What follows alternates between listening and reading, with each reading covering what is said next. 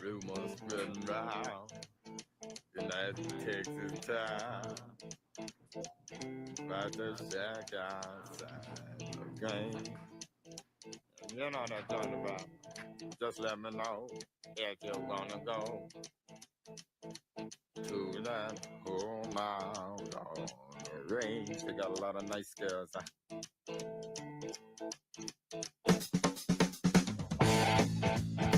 I'm racing.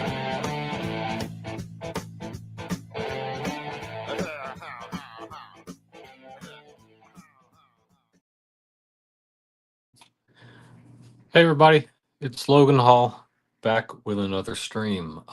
Today it's not a girl stream. We are doing something a little bit different today.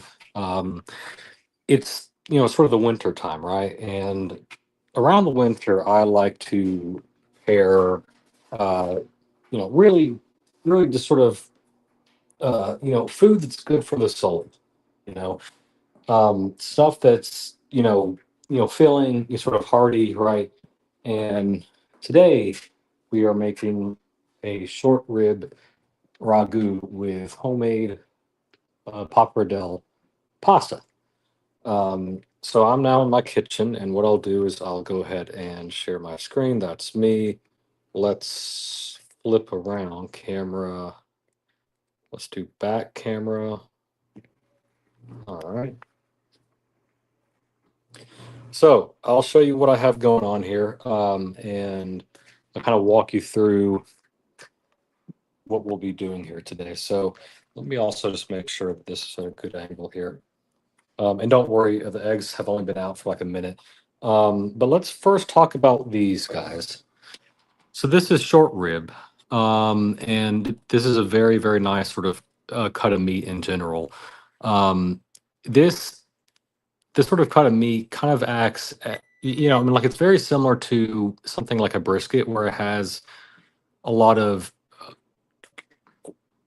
almost like a lot of collagen. Collagen is something that it's based sort of muscle fibers that will break down over time with sort of slow heat. And so what I did was I've dry brined these, so that's why they look very, very red. Um, but again, the idea of dry brining is you kind of apply salt, you stick it in the fridge overnight, and essentially what that does is it will initially draw moisture out of the meat, but then it kind of, it will kind of,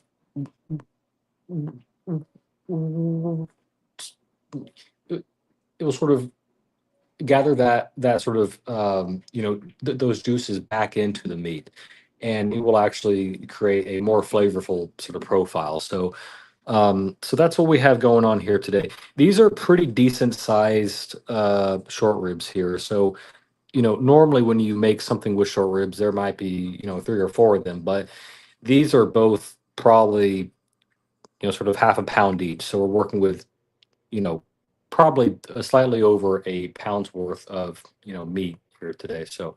Um, so there are several different ways that we can go about this, but I think the most effective way to do this is to start with the pasta. So what I'll do is, and again, that's what again. So what we're doing is we're making our own homemade pappardelle pasta. One thing I forgot to show is over here I have a KitchenAid sand mixer, and this is where the pasta will be kind of coming out of later on. And of course we'll want to weigh things out here. That's actually the first thing we'll want to do here. So what I'm going to do, let's take the scale. We're going to set it down right there. And I'm going to set you guys down here. And what we're going to do is we're going to turn on the scale. Takes a moment. But right now we're measuring in grams. And what I want to do is I'm going to measure the kind of the average size of 4 eggs.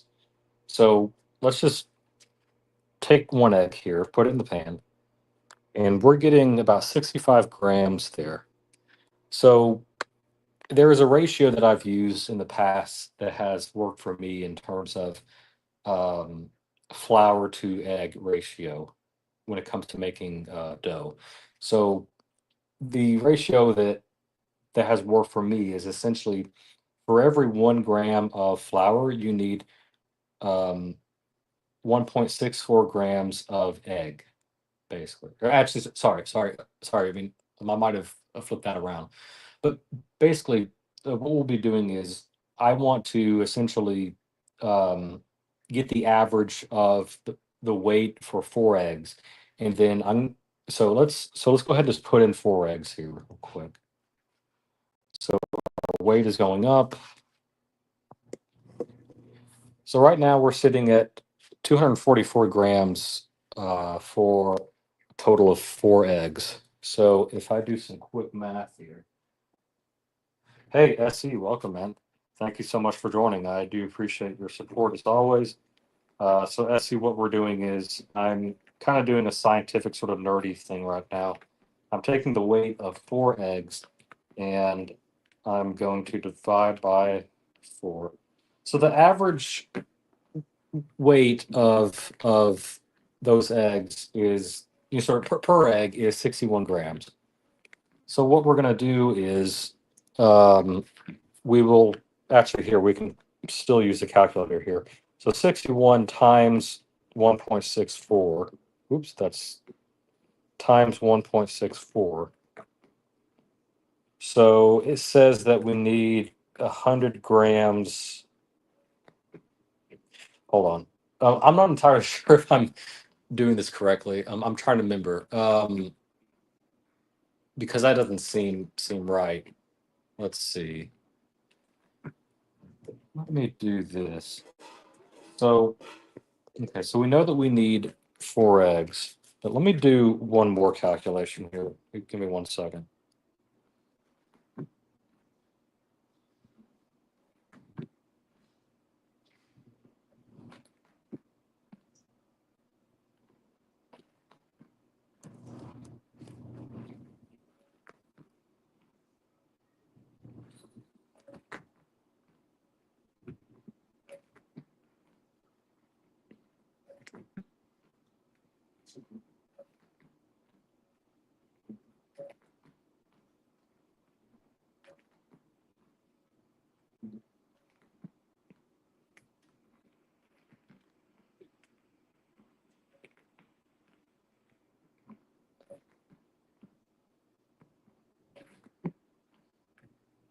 All right, so what we'll do is I will essentially take these 4 eggs out.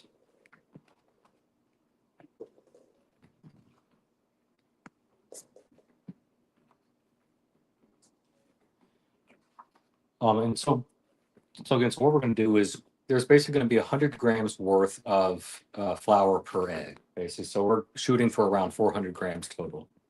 So what we'll do is I will go ahead and zero this out. Oop, I actually changed that's all right.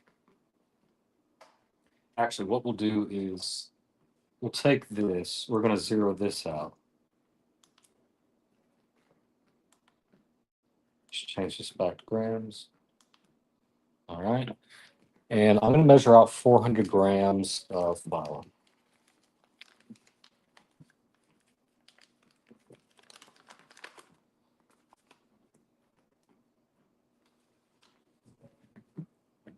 So my weight is increasing over here on this side. You probably can't see that.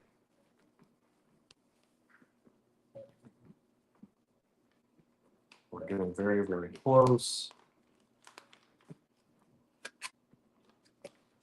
And this bag was pretty much 400 even. So that actually worked out really, really well. So I'll just throw that bag away. And what I'll do now is we're going to put our eggs off to the side here. And we're going to put the weight off, or not the weight, but the scale off to the side. And this is going to be our workstation here. So what we'll do here, let me make sure you guys have a good angle here before I really go into this.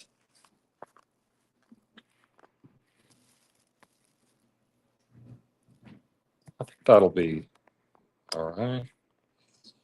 Okay. So I'm going to go ahead and kind of roll up my sleeves here. I'm wearing the tutor today, by the way. And what we'll do is we're going to just put all the flour out on our cutting board here. And I'm going to make a little well in the middle.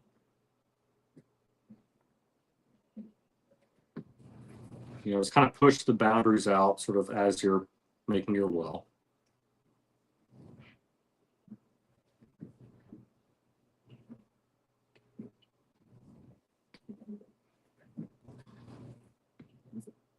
Okay, it's pretty good. And what we'll do now is we'll take those eggs.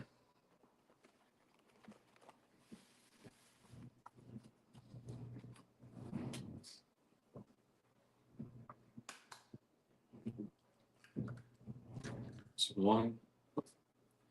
A question I get sometimes is, shouldn't you be cracking your eggs into a separate bowl, then adding them in because of the shell? Well, you don't always get shell out. You know, sometimes you do get shell, and if you do happen to get a little bit of shell in there, then, you know, I mean, it's not going to hurt you, but you can use the actual shell itself to get the shell piece out.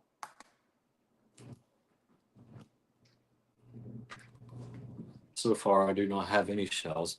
And something that I do that might be a little bit sort of interesting to others is I like to put my eggs, or sort of like the eggshells, back into the carton, and then that way I just throw away one carton of broken eggs when they're all done, right?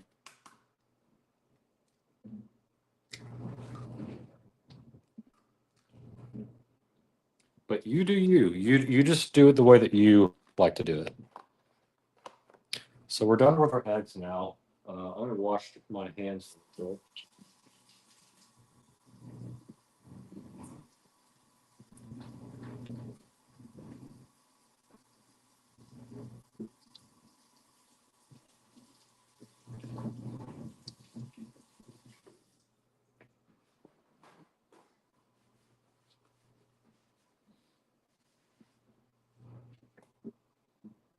What we'll do is we're actually going to add a little bit of salt. I'll go ahead and turn this on. Let's go ahead and add a bit of salt. I'm using kosher salt here. And I'm going to use a fork to kind of break the eggs. And then we'll just kind of slowly sort of beat these eggs. And then once we've beaten the eggs, we'll kind of slowly add in the flour. So I'm just going to beat these yolks.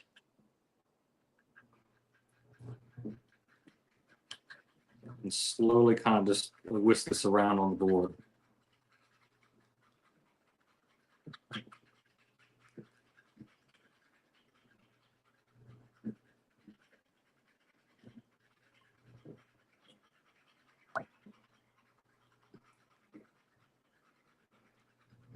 All right. So I'm going to slowly kind of scrape at these walls here and slowly incorporate some flour as I go here. And just continue that sort of motion, slowly incorporating flour into your egg well.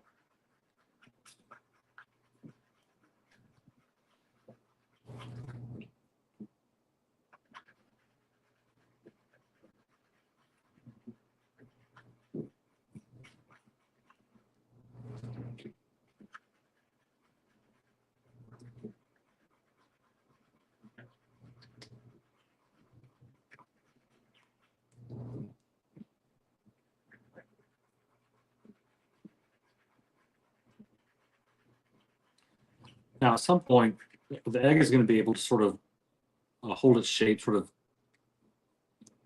sort of by itself, and like you won't necessarily need the walls to sort of protect it necessarily. But let's kind of work on this wall a little bit. We haven't really gotten anything from this side yet.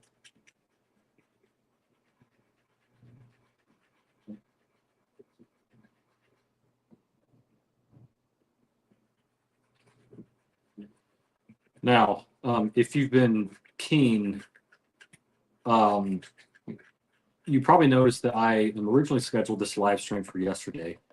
However, I unfortunately have had a kind of a gnarly cold sort of all this week, and it got pretty bad Friday and Saturday. Again, sort of yesterday, I just wasn't really up to doing the stream, sort of given the condition that I was in. So anyway, so I do apologize for kind of bumping this out here, but I think we're at a point now where we can kind of just incorporate like the walls here back into the overall egg mass.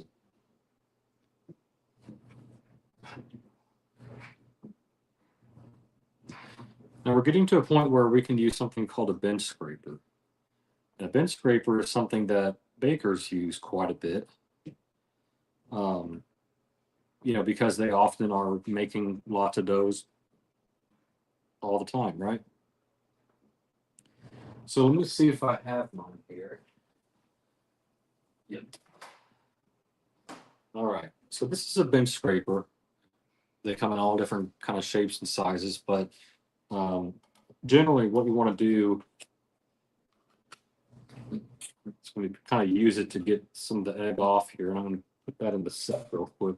But what we'll do now is we'll just kind of do this motion, and we'll slowly incorporate the unused flour into the egg mass.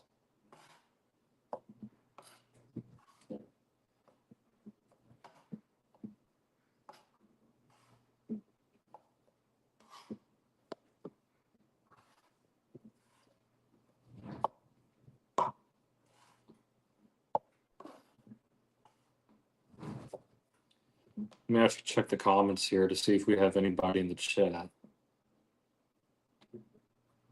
Hey, we got Maul here. Hey, thank you, Maul. Appreciate it. OC sent you. Hey, thank you, man. Yeah. OC is actually doing another stream right now. He is kind of doing a deep dive on the United Healthcare CEO slaying, which is very sad. Obviously you don't want to ever see something like that happen. But again, it was an interesting case or sort of a situation in that, this guy is the CEO of a very, very large health insurance company. And, especially, during COVID, I'm sure that there were several hundreds of thousands of claims being processed, every day. And hey, Ryan Singer, welcome, man. I always appreciate your support. Thank you for joining me here. So the dough is kind of at a point now where we can start to fold it sort of on top of itself. And we can start to make sort of a ball, right? But going back to like the CEO,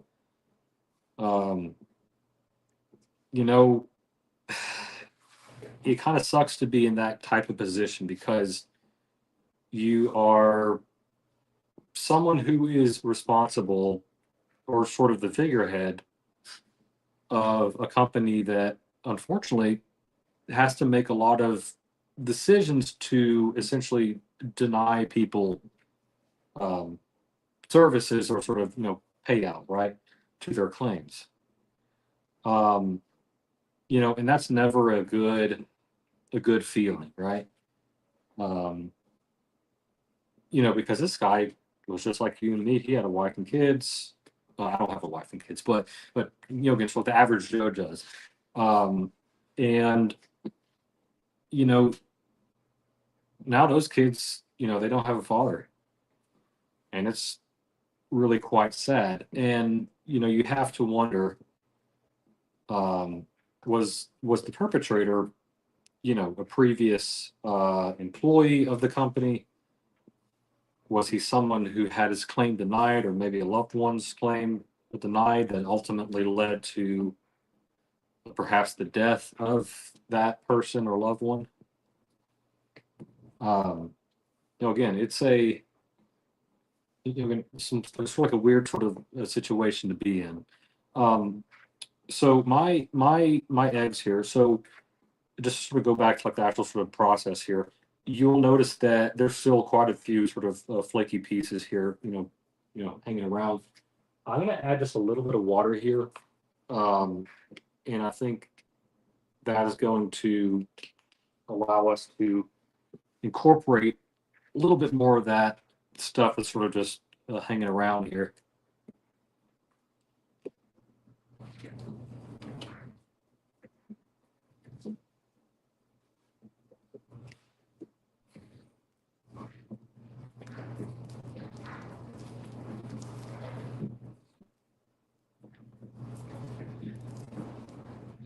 Something else you want to do while you're working with flour is actually flour your surface here a bit too. Because if you don't flour your surface, what ends up happening is your dough ends up kind of sticking to the board. Now, that might just be because I added a little bit more liquid into the mass here. And again, not all these pieces are going to make it into the final sort of dough ball, right? Sometimes they just don't make the cut. But I think we have a pretty good mass going here. I'm just trying to get the last little bits and pieces here that we can to adhere to the mass. Let's see if I can scrape that up a little bit. But the idea is we kind of want to make a ball of sorts, but we need to essentially introduce gluten to this dough here. So what I'm doing is I'm pressing against the dough mass sort of with my body weight, and I'm kind of pressing into it. And as I'm doing that, I'm also going to fold it back over, press into it again, kind of fold over, and you can also sort of rotate here as you do this as well, just so that you're ensuring that there's sort of even pressure throughout. But the test here will be, we will get to a point where we want to kind of press into the dough and see if the dough springs back or if it stays indented.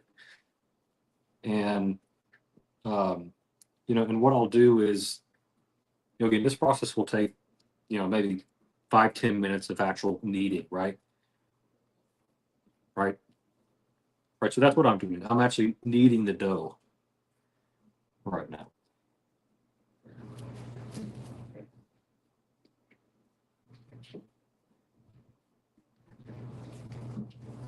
I think I will take off the tutor here, just because I don't want to try to fish out flour from it later on.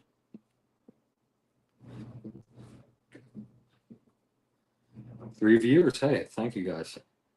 Appreciate it. If you're new here, please consider subscribing, or at least giving me a like. That would be greatly appreciated. If you like what I'm doing, that is. If you don't like what I'm doing, then that's perfectly okay too. If you're anti-dough, if you only need a certain way that I'm not doing, then that's perfectly fine too. I'm open to learning and improving my technique all the time, right? So again, what we're doing now is we're constantly sort of introducing more and more gluten to the dough. So gluten is what gives your dough sort of a springiness, and it also kind of gives your pasta some bite to it. I'm actually going to add a little bit more flour to the board here. Let's do this. So that's why you want gluten. Now, you might hear, "Oh, I only eat gluten free."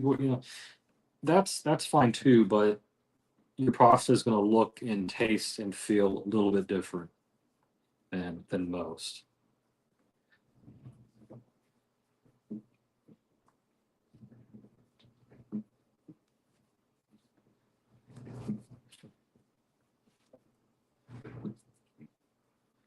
But I think we have a really good mass here. I think sort of most all of the scraggly bits were able to make it in, so they made the cut.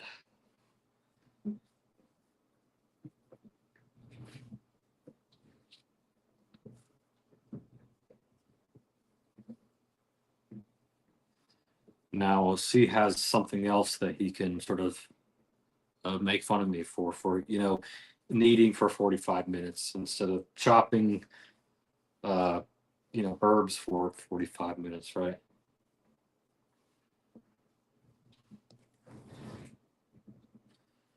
But here, let me kind of just do an initial test and just kind of show you what I'm sort of talking about in terms of determining whether we have enough gluten buildup.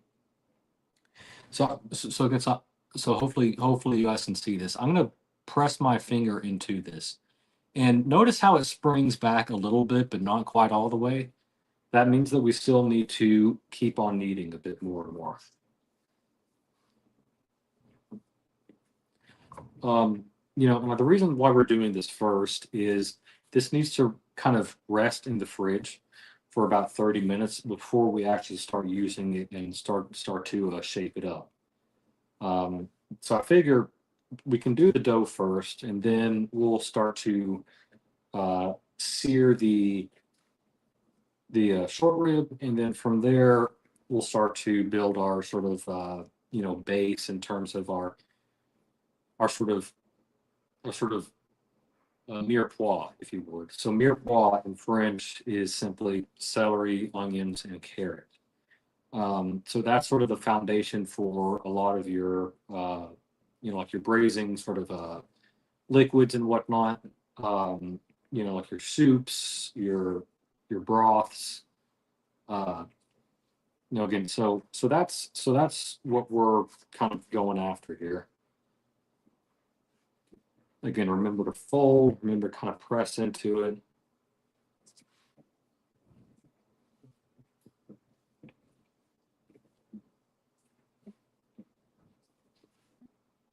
If you guys have any questions about the process, I'm more than happy to answer those throughout the stream. But I hope you guys are having a good holiday season, so far. I know we just got done with Thanksgiving, and of course, with Thanksgiving, there's always interesting conversations around the table with folks that maybe you only see once or twice a year. Thankfully, there weren't any breakout sort of conversations or anything that sort of led to any heated arguments or anything this year. So, but hopefully that was the case for you guys too. Hopefully you guys had a nice Thanksgiving as well. So remember, I'm just kind of folding back here. Let's do another test here just real quick. Let's see, does that spring back all the way? It's getting pretty close. I would say another just few minutes or so. Like an OC 5 minutes. 5 minutes. I think with an OC 5 minutes, we should be good to kind of wrap this up in plastic wrap, and I'll kind of just put it in a bowl here. And we'll plop that into the fridge.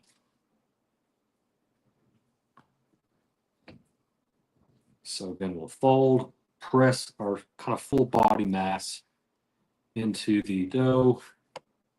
I've got my palm like pressing against the dough, and my other palm on top of the first palm pressing into it.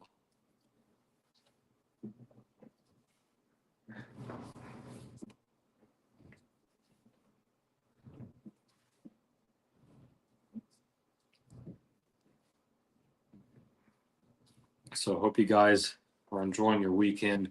We had a lot of the college football championship games this weekend. Uh, the main one that I watched was the Georgia Texas one, and I was rooting for Texas. Sorry to any Georgia fans out there, but I'm just not a fan of Georgia, especially when you're a Tennessee fan, right? Um, you know, when Tennessee played Georgia, that was our only like real sort of major loss.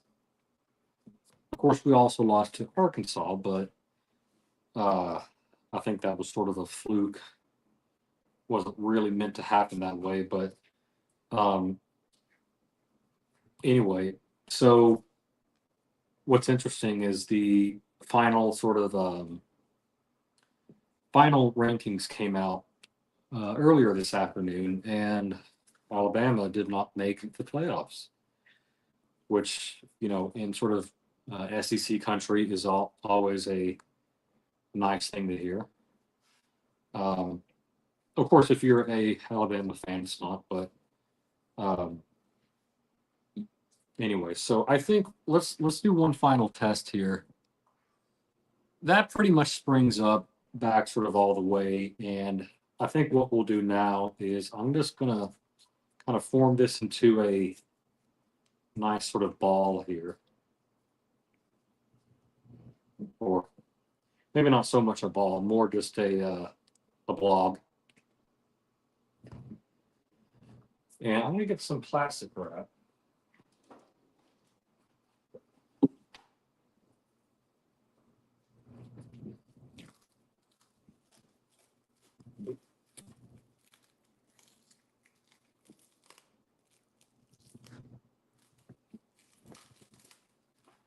Sometimes it's hard when I really shouldn't have taken this out of the actual thing here, because I could have just used the thing to slice it while it's still in the box. But let's use this knife here.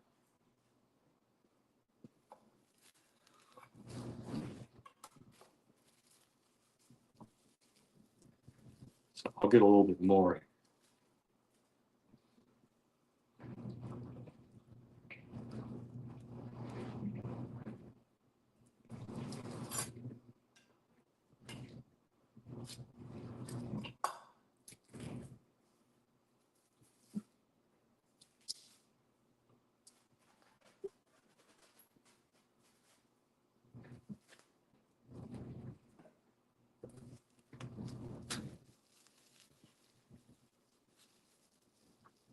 Okay. We put that in here. We're going to put that in the fridge for roughly 30 minutes. And by that time, it'll be ready for us to begin shaping. So what we need to do now is clean up the board, because we need to start chopping some veggies. So one sort of added benefit of a bench scraper is you can use it to scrape the bench, sort of as the name implies. Any stuck on pieces of flour and whatnot, just push that off. And I'm going to wash the board here in this.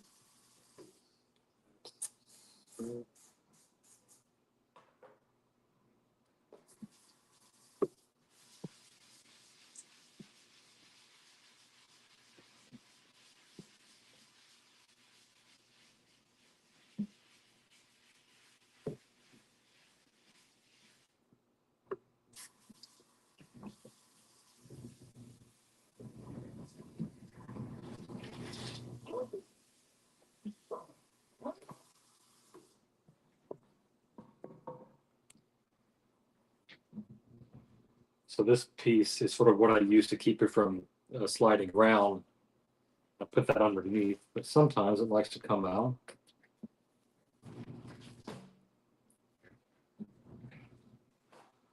Just gonna clean up just a little bit here.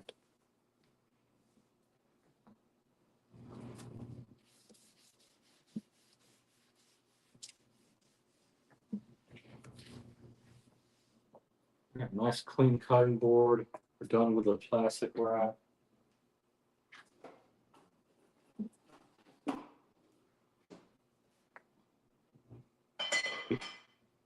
Take that off, and let's actually turn that temperature down just a little bit. So what we'll do now is we need to prepare our sort of veggies here, or sort of the mirepoix. Again, that's just a French term that means celery, onion, and carrot. So let's get the knife. And so what we're doing here is these don't have to be super fine or anything.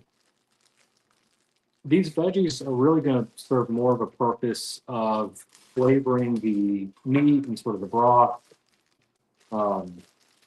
And it's not so much something that you're actually going to eat. Now you can save sort of, pieces of it back and, sort of actually have it with the meal. But the purpose of them in this dish is more just to flavor the meat and flavor the broth. And not so much, sort of, it's not really meant to be sort of eaten here. Now, if you did want to actually have some of this with your meal, what I would recommend is actually doubling up on this, and you cook. Well, so here's a reason why it's not really meant to be sort of eaten, because sort of all this is going to be in the pot, and it's going to be in the actual like the Dutch oven for several hours, and it's going to get super super mushy. So unless you like that, when it's super super mushy like that, then sort of great, you can eat it as is. But for me personally, I'm someone who likes my veggies not mushy, a little bit of crunch to them.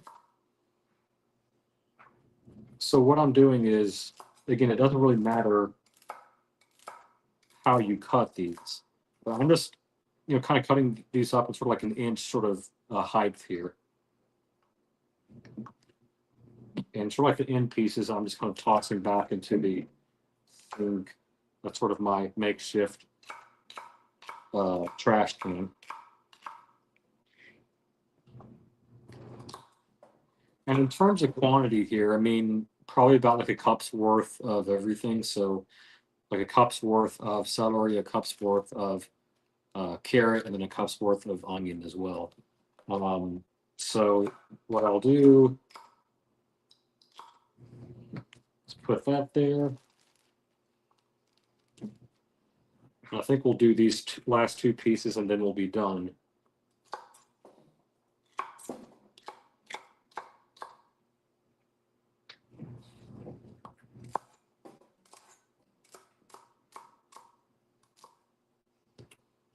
So that's our celery. I'm going to put that off to the side. And what we'll do now is we'll do the carrots.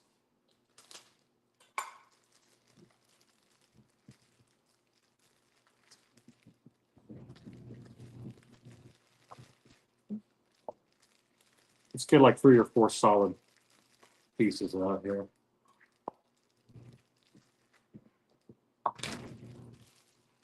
Let's put that off to the side. Let's get the peeler out. That's where.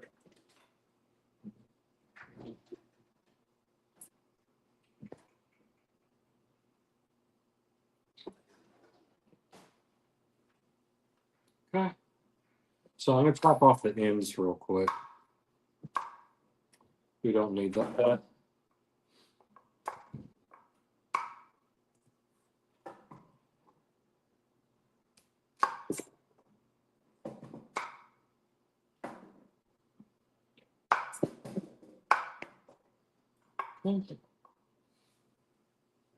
What we'll do,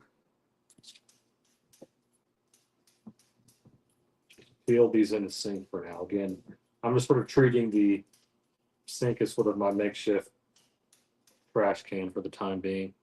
You know, and this doesn't have to be perfect. If you have little bits and pieces of skin on it left, that's okay. But you know, in general, I'm doing this more so that there's not actual dirt or sort of, you know, stone or whatever getting into the actual dish itself. But the other option is I could just clean these with the skin on. But I find it easier just to go ahead and peel these.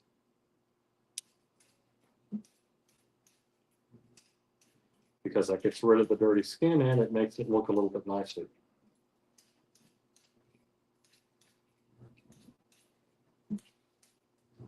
Okay. We're at a point now where we can start to chop similar sizes here.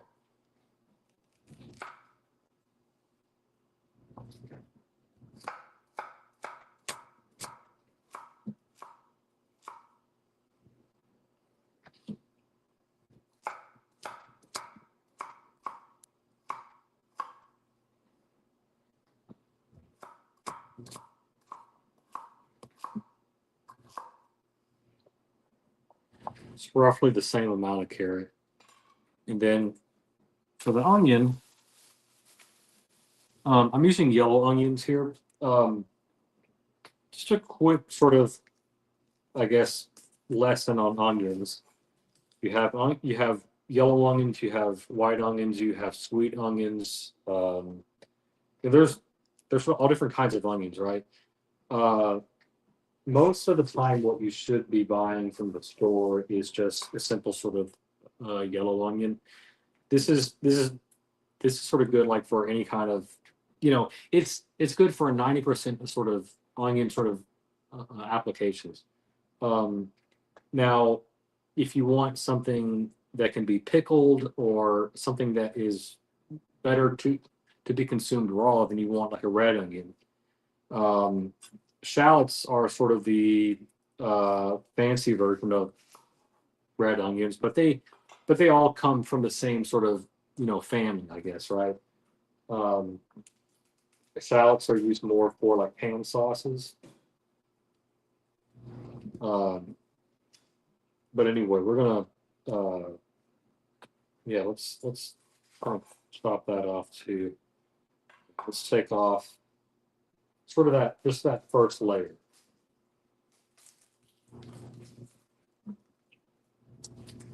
If you end up getting more than the first layer, then that's okay too. But yeah, so we don't have any of the root on here, which is fine. What I'm going to do is I'm just going to roughly chop these.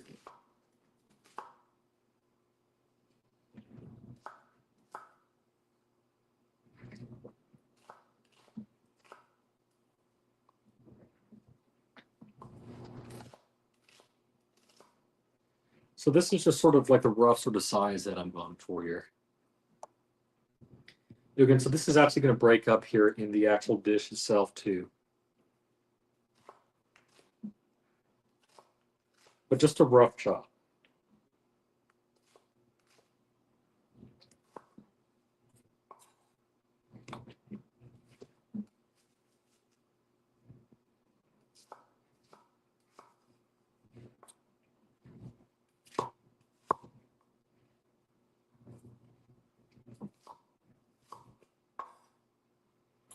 So, you know, again, I'm looking, I might have a little bit more onion than we do sort of the celery and carrots, so that's okay here.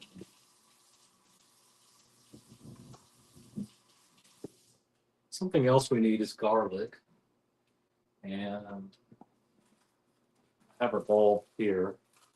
Garlic is one of those very sort of messy things. It has so much that it's like paper husk or sort of, you know, paper skin.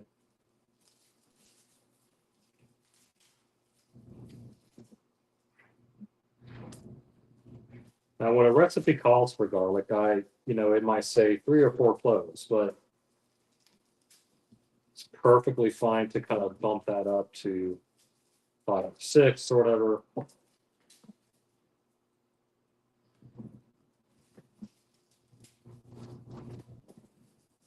I'm personally a fan of the actual, paste of garlic here.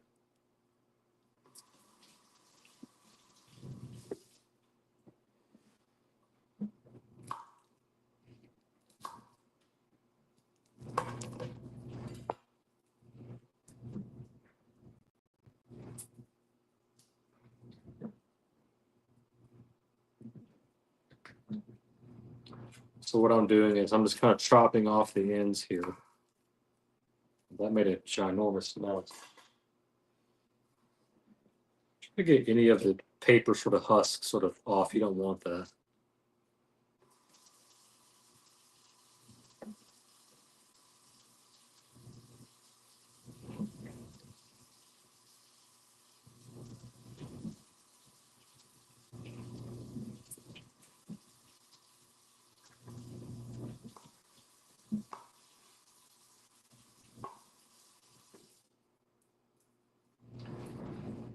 So you can either use your hands or fingers, or actually kind of use the knife and get it off that way too.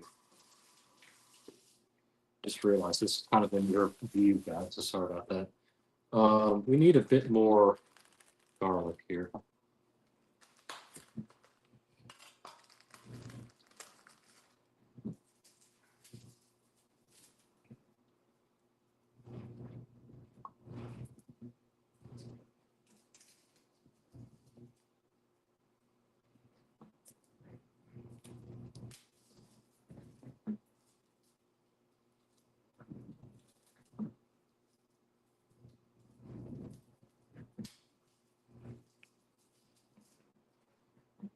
I'll do one more after this. All right. Put the rest back in there.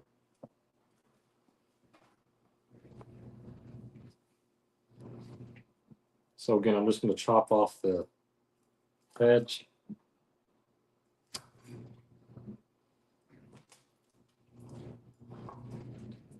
Use the knife to actually get the skin off. Put that over here.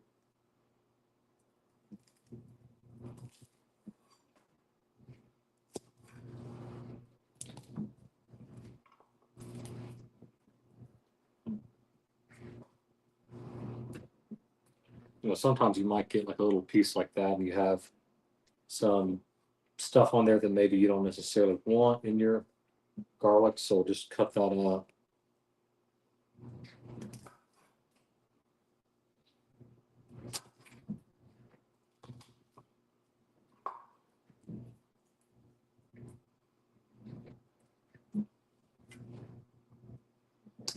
And I probably should have warned you guys at the very beginning, this is going to be a long cook. So, I don't expect anybody to actually watch the full thing with me. But if you're bored and you got nothing else to do, then buckle up.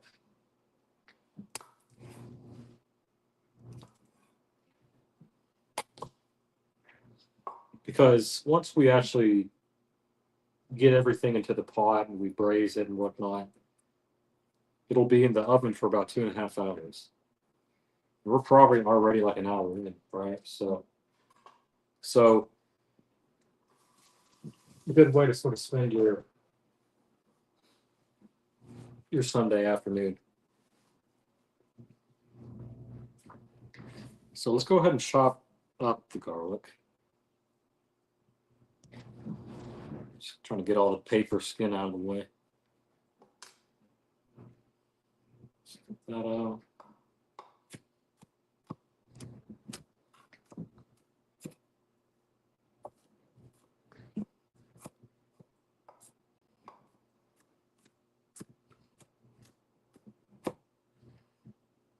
So I'm starting with some rough chops, and then as it gets finer, we'll go finer too.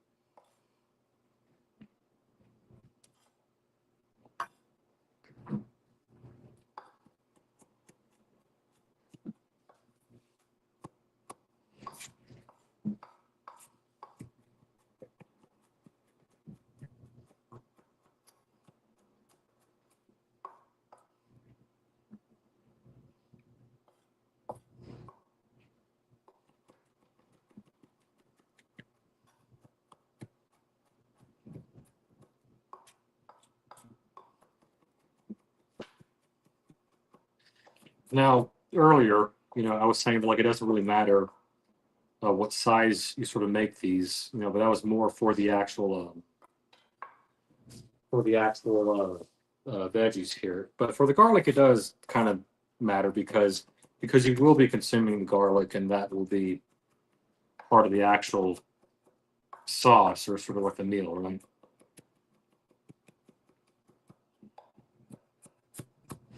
So I like to go pretty fine with the garlic.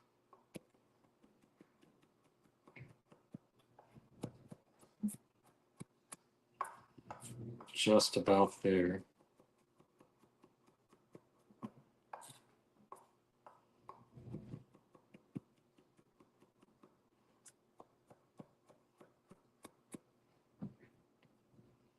Scrape off your knife. I think that's pretty much good for me.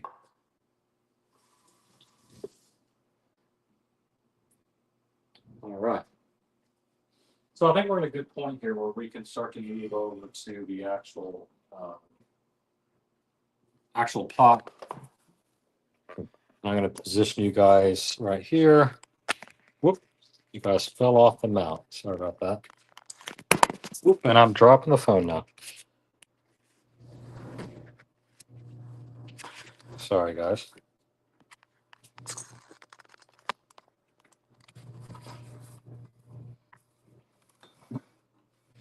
I think put you in a good position here where you can see what's in the pot. I think that'll work.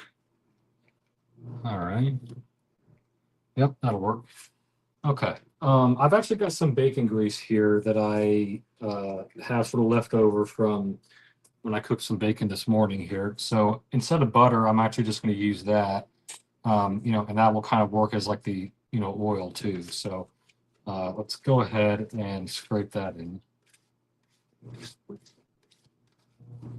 Again, if you don't have bacon grease, then that's okay. You can use butter, you can use oil, you can use a combination of both.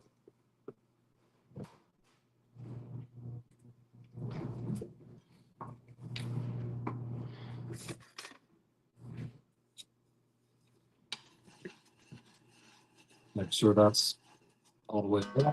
And then actually what we need to do first, sorry, I almost made a mistake here. We need to actually braise or get a sear on this on these short ribs first. Then we'll take those out and then we'll do the veggies here. So sorry, let me actually just plug in here. The battery's running a little bit low on this phone. So I wanted to make sure that the phone is charging while it's in this, ideal spot here. But let's go ahead and start to get a nice sear on these short ribs. So while that comes up to temperature, I was going to show you this again here. So I got this from my local butcher here. You're not going to find short rib like this from at the grocery store.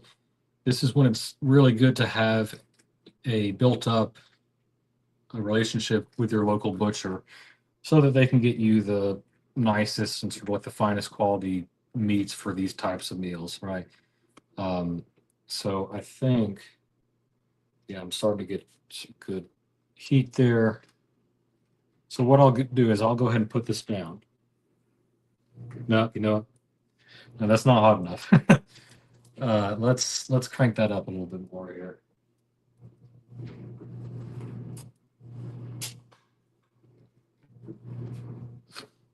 One thing that we can do while we wait for that to get up to temperature is something that we're going to add into the actual sauce later on is some fresh herbs. So I have some rosemary here. Sorry, this is thyme. And then it's got some rosemary here as well. And we'll want to just make a little bundle of this that we can tie up. If you remember the stream that I did the turkey on, the Thanksgiving turkey, I made a little bundle here with some butcher's twine.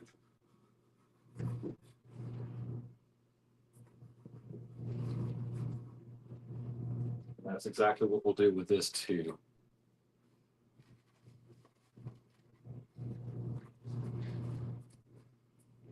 So we're smoking pretty well there. Let's try this again. Yep, that's better. Still not quite what I want it to be, but that'll work for now.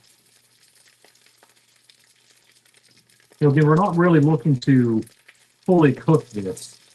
We're just looking to get a sear on it first.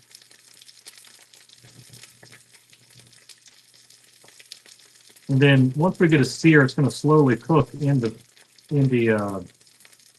Dutch oven for 2 or 3 hours, so that collagen breaks down nicely.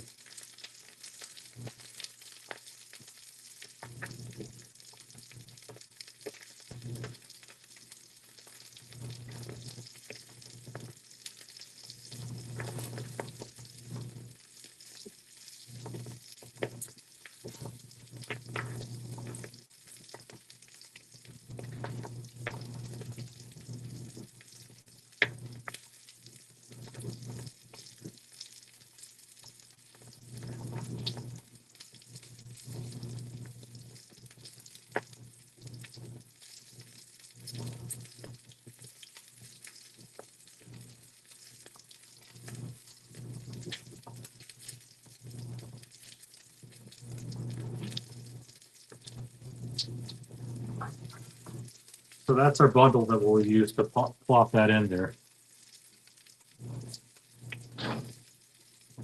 Get some tongs. And I might have to turn on the fan here, guys. Sorry. But again, you want some nice sort of color there.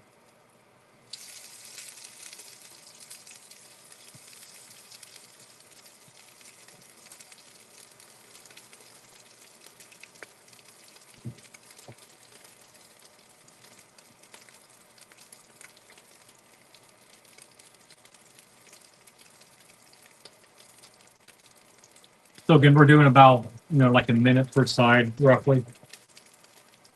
And we're going to be doing all sides here.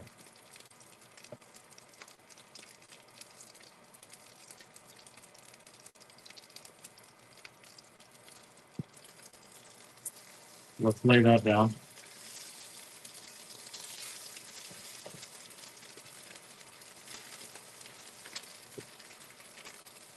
Probably a little too high, to be honest with you.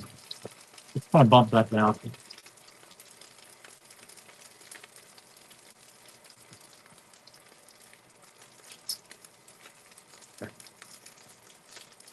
Let's go number 8. Hey, thank you much for the I appreciate that. Just in time for the 75-minute stopping. Yeah, exactly. Let's see. We made some fresh sort of pasta dough earlier. And that'll be coming out of the fridge here, soon. Sort of after I do the initial sort of searing on this, and once we do the actual, like the veggies and whatnot, then we'll take that out, and then we'll start to sort of shape the dough as well. So again, we're doing roughly a minute per side here. Okay, so this is what you want. You kind of want that. That's like that golden sort of texture on it. And then, sort of keep on turning until you don't get any more sides that you have that are raw, basically.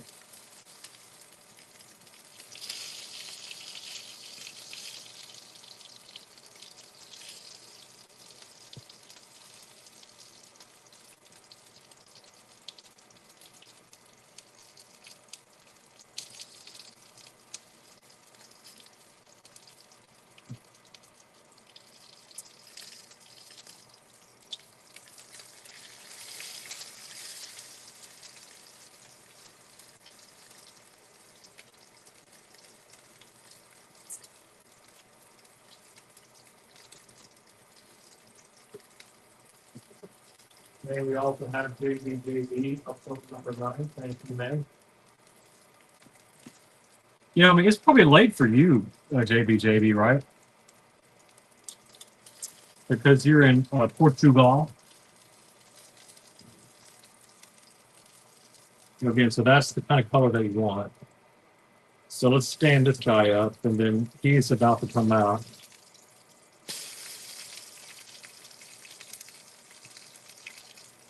Let's also stand this guy up.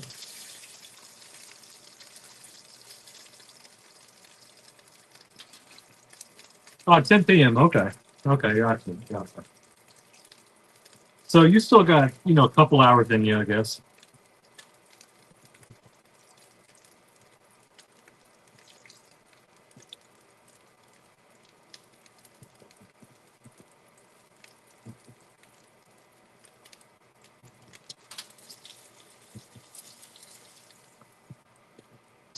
So that is nicely browned on all sides. We're going to go ahead and take him out. And I'm just going to leave that guy in there for another maybe 30 seconds or so.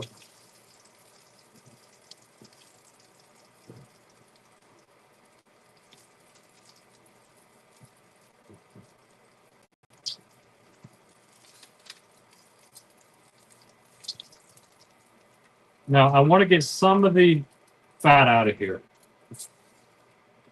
So I'm just going to use a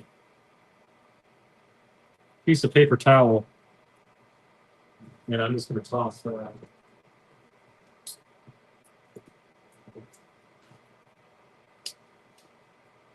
And let's bump down the temperature here too. We don't want to start any kind of grease fire or anything.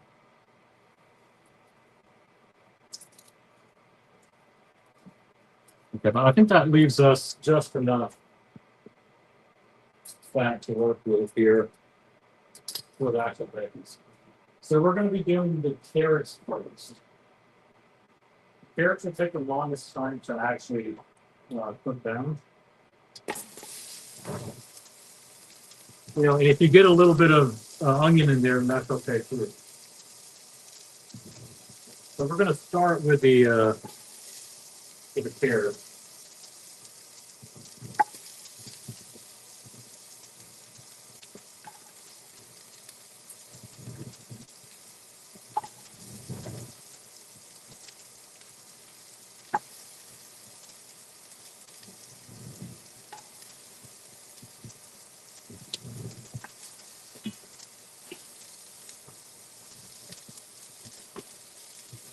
Usually 11 or 12 is when I call it. Yeah. Yeah, I mean, I'm especially on like a school night, right?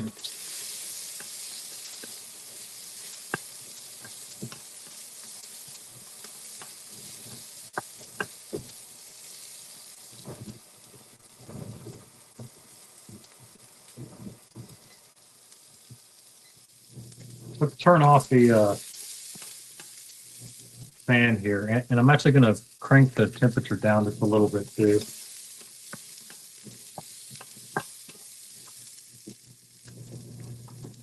Actually, you know what? I might actually put the fan back on. Actually.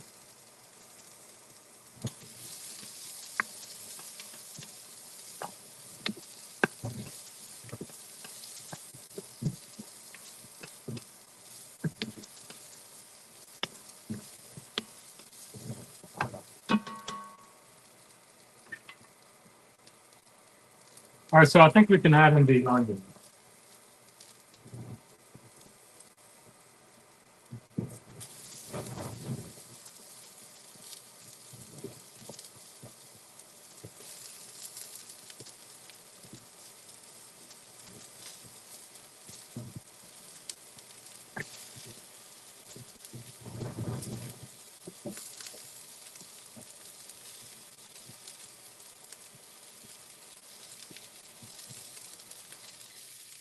I think we're good on the fan now.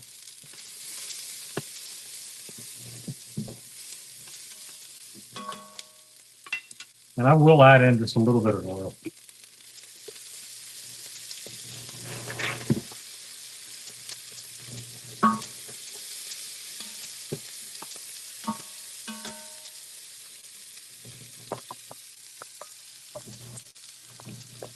Let me see if I can get you guys a better view here.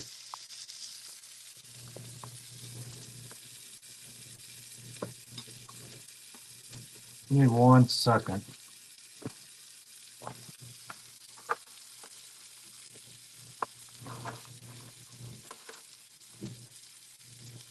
Okay, I think that's a little bit better. Hopefully my camera will not sort of overheat.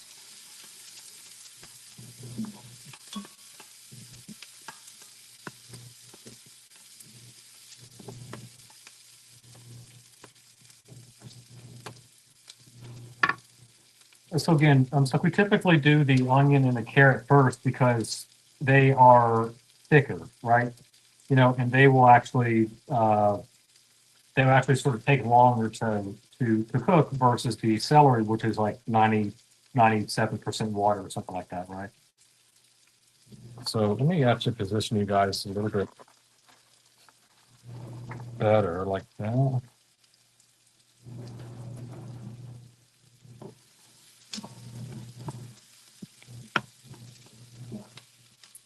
I think I got a little too burned in there.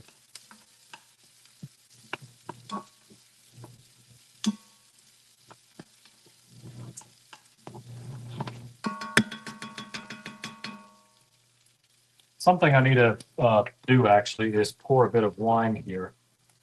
So for this dish, we actually do use wine here. So I've got a bottle of Chateau Grand Puy Lacoste Pauillac. So Pauillac is a region of Bordeaux. And it's quite a good region too. And I have several bottles from Bordeaux.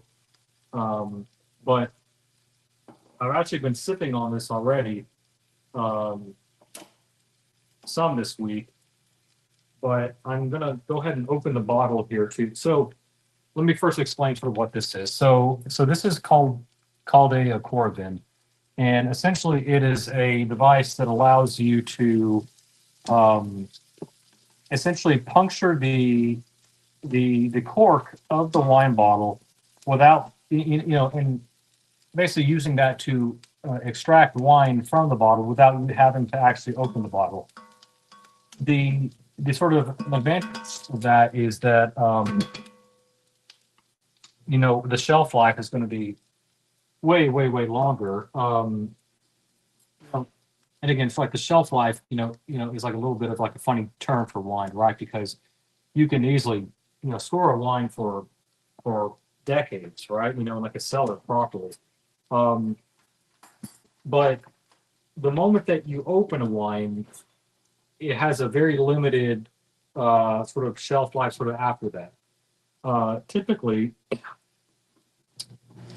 a wine is going to be good for maybe 2 or 3 days once you open it, even if you put the cork back in.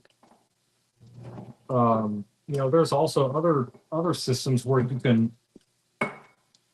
can actually have to sort of pull the air out as well. But I'm going to have some for myself, and then there's about a cup's worth of this left in there, which we'll use, sort of in the dish itself. But again, so what the idea is, or the sort of the selling point of this is, let's say that you have some really fine bottles of wine, and maybe you just want to sip, and it's not sort of nice enough of an opportunity to sort of open up a full bottle's worth. You just want to get a sip and sort of see how it's doing. You sort of stick that needle in, it will extract the wine for you, and you can essentially get a taste of it without having to drink it all sort of like in one go. Now, this type of product would not be beneficial for someone like Oisin O'Malley, in which he doesn't use a glass. Instead, he just drinks straight from the bottle, right? So I think these onions and carrots are now in a position where we can introduce our celery friends to them. Again, celery will take the least amount of time to cook because it's mostly water. So that's why I typically add the celery last. Let's turn up the temperature just a little bit.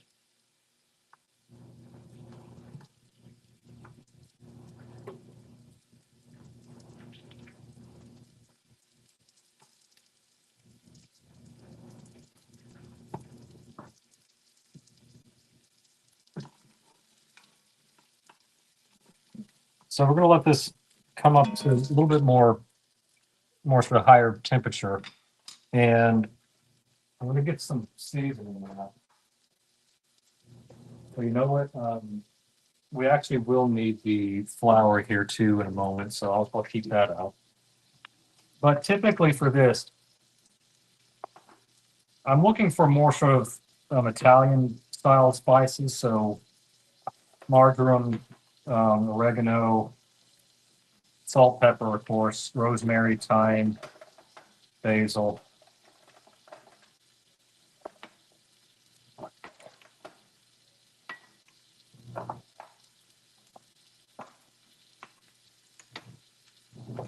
You know, and we'll throw in just a little bit of tarragon as well. Oh yeah, JB. Yeah, of course, man. I mean, again, I mean, I kind of say that in like a joking way, but you know, he goes through a few bottles, you know, sort of every night, right? Um, no, I mean, he actually does drink from an actual glass or whatever, right? Uh, but uh, but again, I was just taking a jab at him.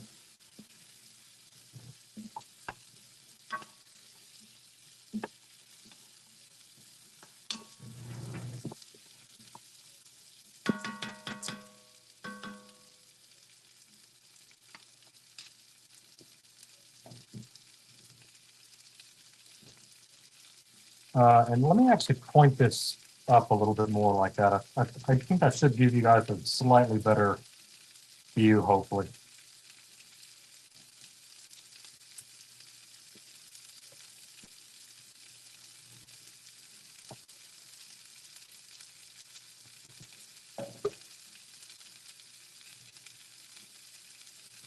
Yeah, that's slightly better. All right.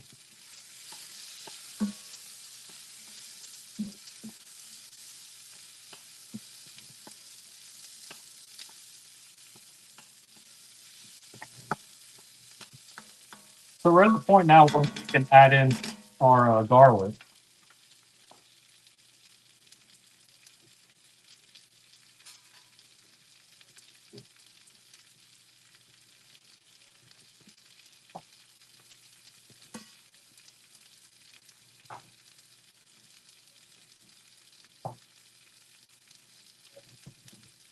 And I, you know, I mean, and I usually like to just add in just a little bit of oil over the garlic so that it doesn't really really sort of get too burnt, I guess you could say. Something that we'll need here in a minute are crushed tomatoes. When you're shopping for tomatoes, look for San Lozano, and if you can look for the DOP, that's sort of like an added sort of bonus too. But again, so that's how you know you're getting nice sort of quality tomatoes.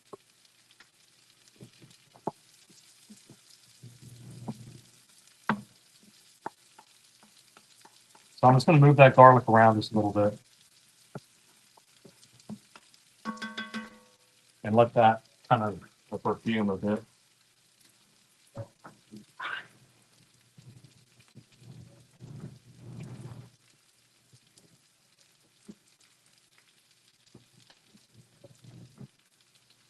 So these are whole tomatoes. Hey, welcome, welcome, Paul. It's good to see you here. We're doing some braised beef short ribs, sort of, and we sort of, then we sort of in like a ragu style. We're doing our own homemade pasta here too, which we'll actually take out of the fridge here in just a minute, and then we'll start to shape that. But I do appreciate you hopping on, or well, I mean, like not sort of hopping on, but you know, in the chat. I mean.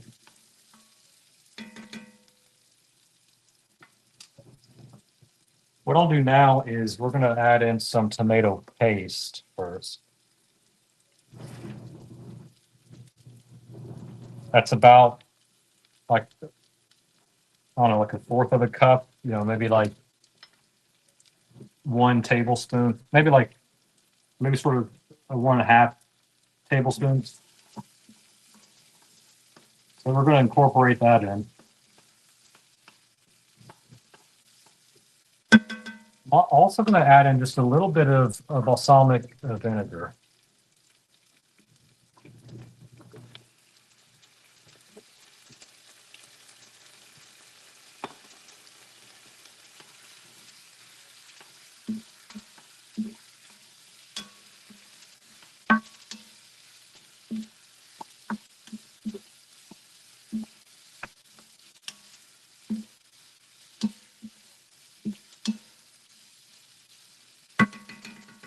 This is a good opportunity to go ahead and season, by the way.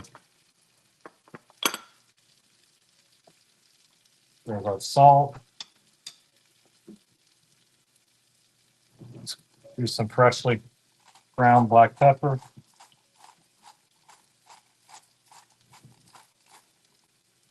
Let's do a little bit of tarragon.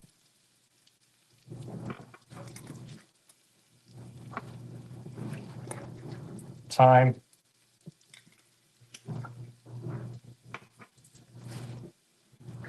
Rosemary. I really should have like ground the rosemary up in like a messenger or a pestle and mortar. But anyway, but that's all right. I've already done thyme. Let's do some marjoram.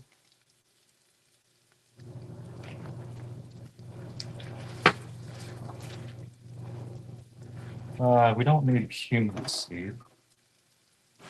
A little bit of basil. Let's take the lid off.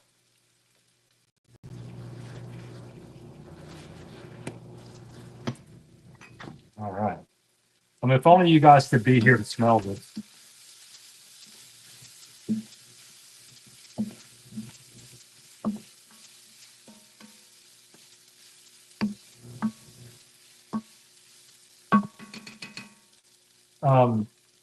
Let's see, Rosé. If you're still here, do you approve of my wine?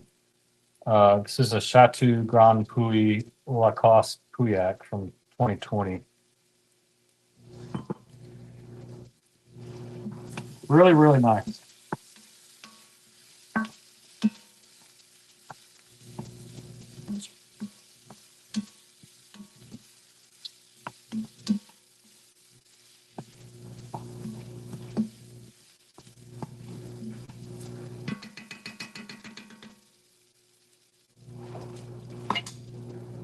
Now what I'm going to do is I'm going to add in a bit of flour here.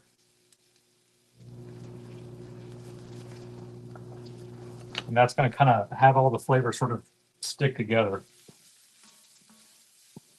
And then shortly afterwards, we're going to deglaze with that wine. But we want to get that flour flavor out first. So let's kind of cook that down for 30 seconds or so.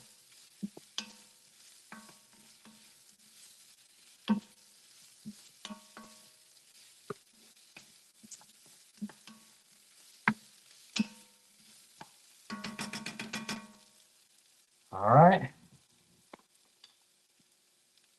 Let's go ahead and deglaze with the wine.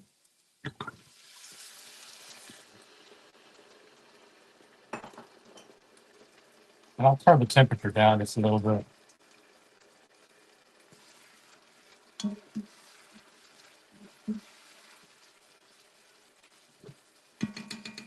Okay, so while that wine just kind of simmers down a little bit, we're going to take our tomato.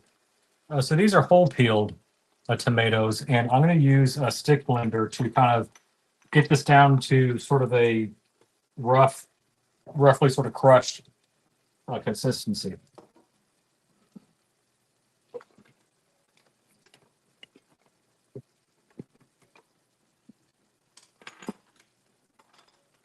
So I'll kind of do that off camera. There's not really a good way to show that and kind of change things around, but you'll hear it.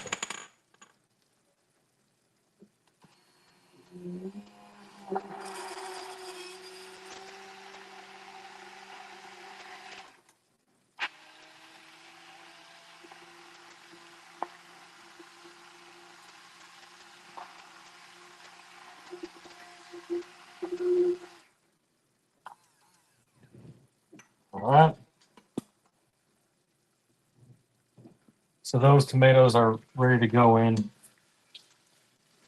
Again, it's like the wine is kind of, well, the flour is kind of taking on the wine a little bit, and now we're kind of getting almost like a wine taste, which is nice. So now what we'll do is we'll add in the tomato.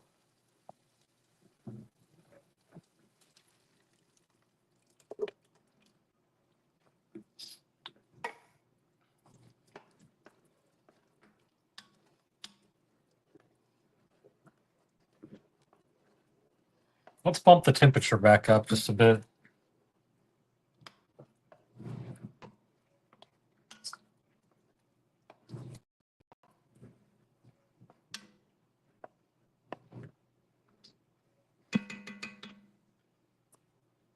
And I also have some beef broth here as well.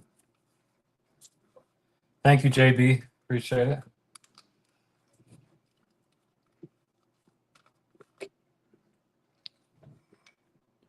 But yeah, so what we'll do, once this comes back up to kind of like a bubbling sort of simmer, we'll pour in the beef broth, and then we're going to situate our beef short ribs back into this.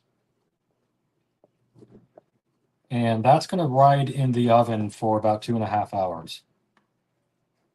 Again, I don't expect everybody to hang on for that long, but if you've got nothing better to do on a Sunday evening, you can either dread the workday tomorrow or you could watch me cook. All right. So I'll let you be the decision maker there. But we're going to let this come up to a bit of a simmer. Actually, you know what? Let's go ahead and add in the beef broth.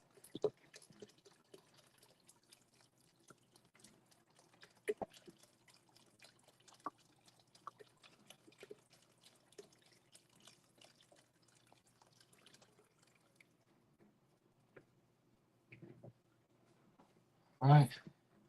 I'm going to get this back up to a simmer. Another thing we need are bay leaves. So, oh man, I should have added some sage. So let's take our bay leaves here, and we will add a couple of those in. These are apparently brand new. I need to break the seal.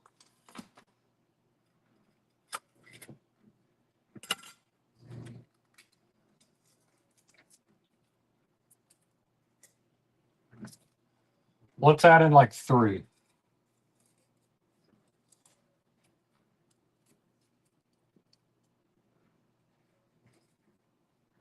That'll work.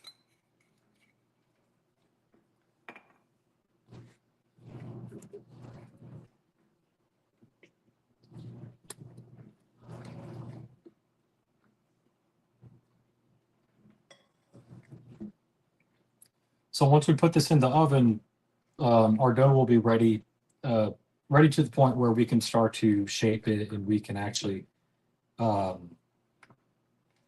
start to sort of form that into the actual sort of the Papardelle shape.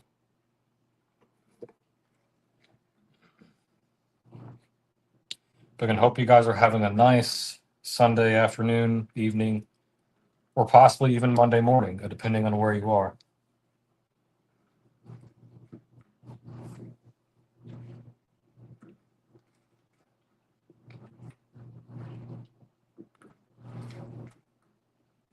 I'm going to tilt this up just a little bit more.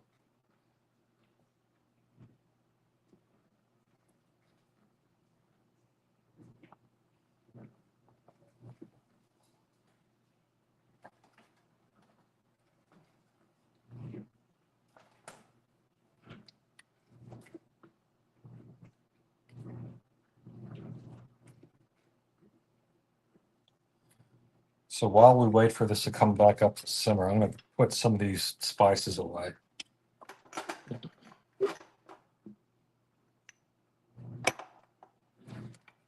Put oregano on the list.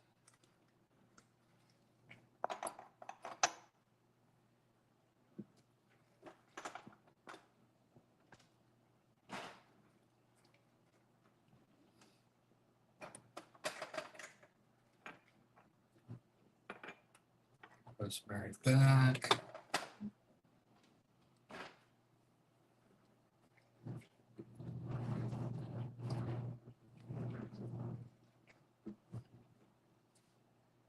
So what I'll do now, I will get the tongs here. Let's situate these guys.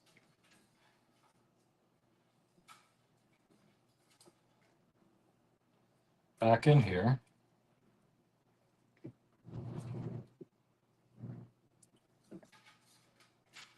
I'm doing bone side up because again, it doesn't necessarily matter whether the bone gets cooked. It's like the bone is gonna come out sort of anyway when we're done here. So you really want like the meat to be exposed to sort of all the liquids. So that's why I'm doing sort of bone side up there.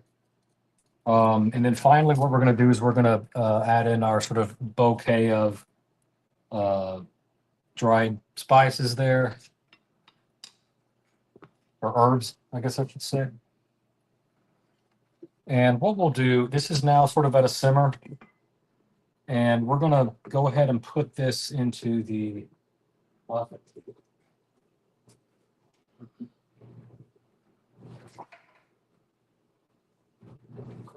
So I've got my oven going at 325 here.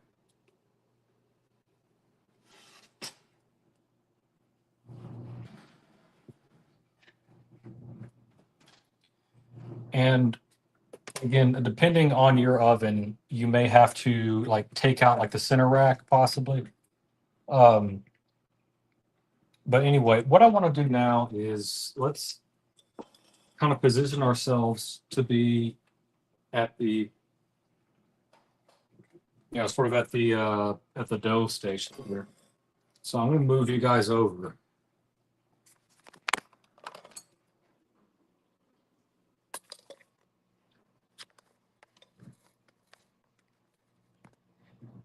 All right. And let's take a look here.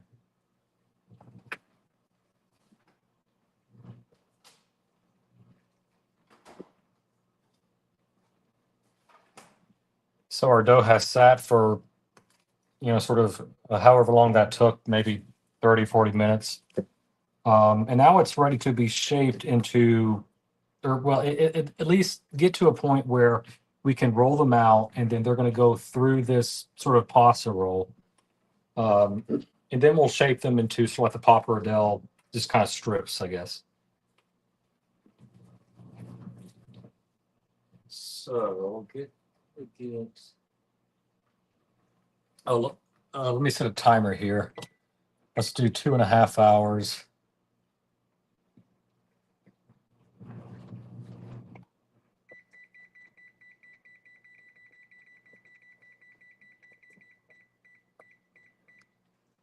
All right. 2.5 hours on the clock. I'm curious, how long have we been going for? Let me go back out of this. Let's go back out of that. We've been going for an hour and a half. So this stream will probably be about 4 hours or so. So buckle up, guys. What we'll want to do now, let's see.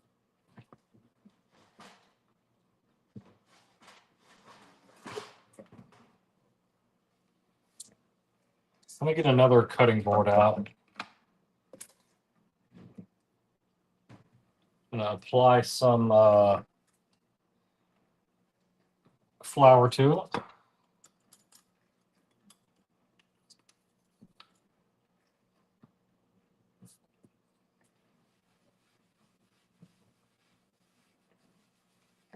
It's probably good.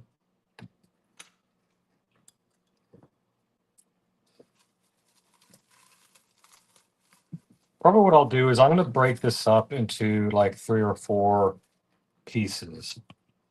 Let's do this. I'm also going to get my rolling pin out.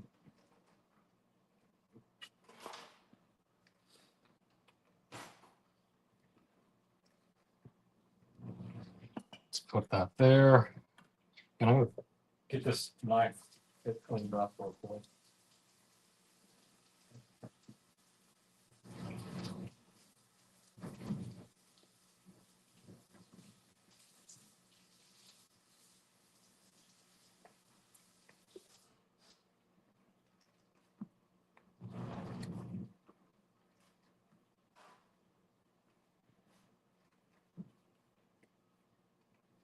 I did have some music going earlier, but I think it might have, like the playlist might have ran out. Let me try to get that going again.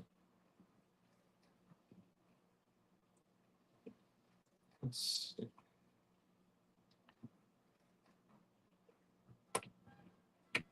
And just a little bit of a jazzy Christmas, I guess. So I'm going to break this up. Something that I can shape into into sort of like a just like a flat sort of just something like that. That's what I'm going for.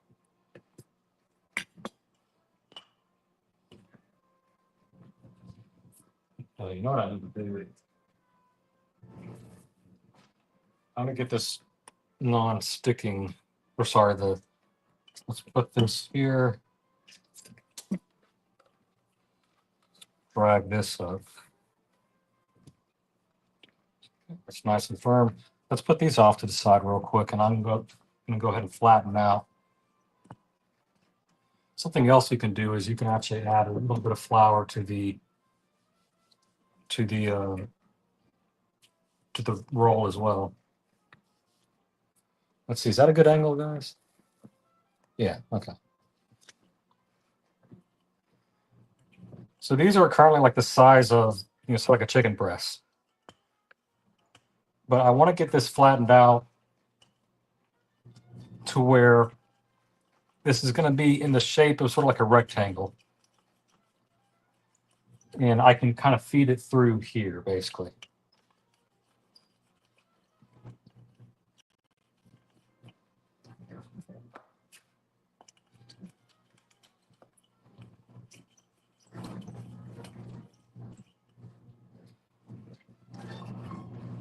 So that actually should go through nicely. I'm going to give this a try real quick. I'm going to tilt that up just to see if it feeds through nicely or whether I need to go flatter.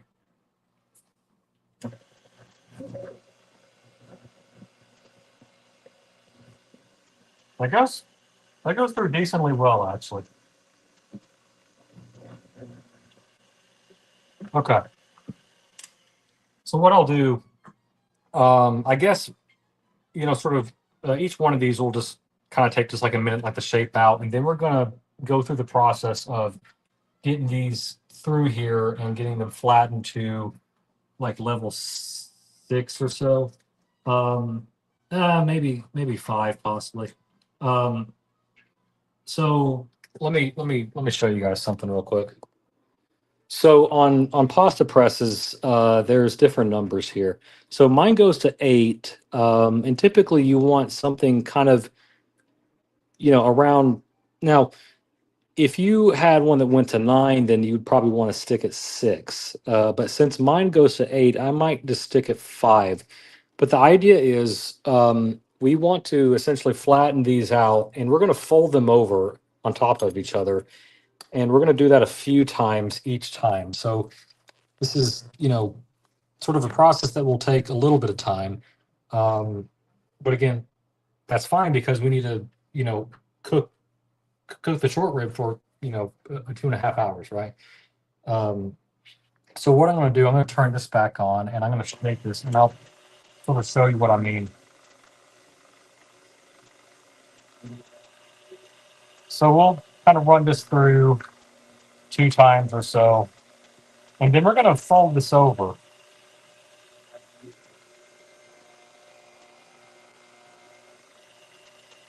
We're going to run it through again, until it really starts to take on just sort of this one shape again.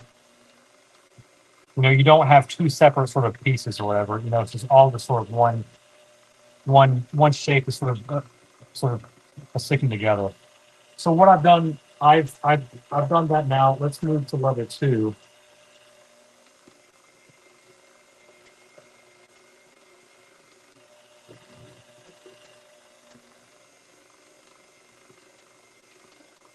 So it's now at a point where we can fold over.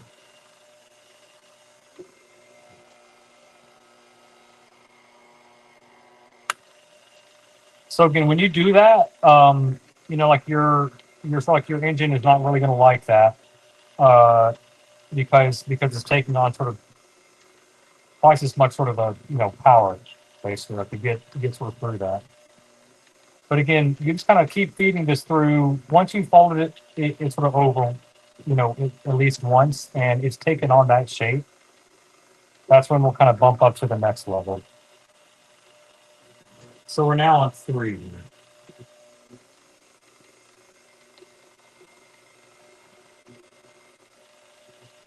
I'll let that flatten out a bit more. All right, now we're going to do the fold. Oh, that actually didn't work out. Oh. So that one went in sort of at like an awkward angle. So now kind of like, now sort of let's suit that up a little bit, but that's okay. We're going to feed that through a few more times to get that back into a sort of like a real shape, I guess.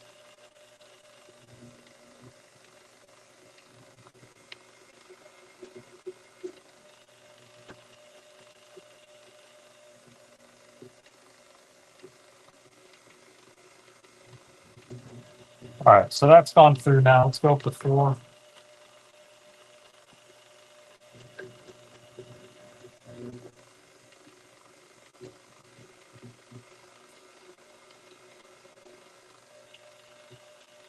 I'll do that like twice.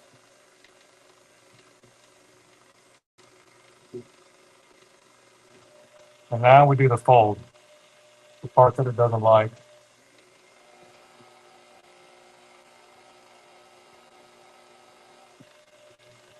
All right, so that time it did take it nicely. And we'll flatten that out a few times.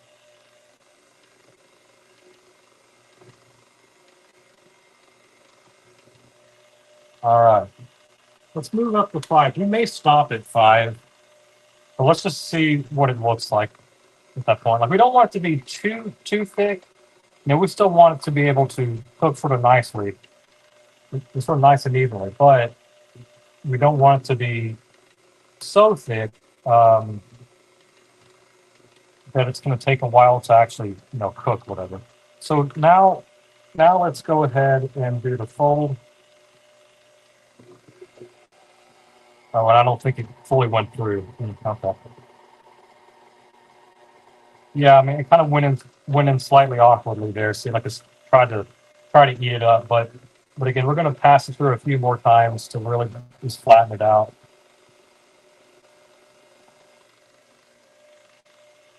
And this might be the final phase, right? So this is when you try to like really clean it up. If there's any lumps or anything like that, you try to get that out now. But I think, you know what? I think I do want to take it up to 6. Actually, I think right now it's just a little too thick for me. So let's bring it up to 6, and we'll probably kind of leave it at 6, sort of as our final flattening rate.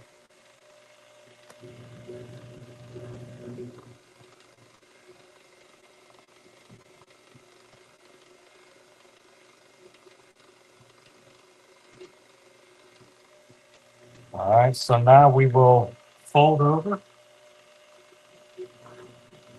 And this is the one that really counts here. You want to make sure it goes in nicely here.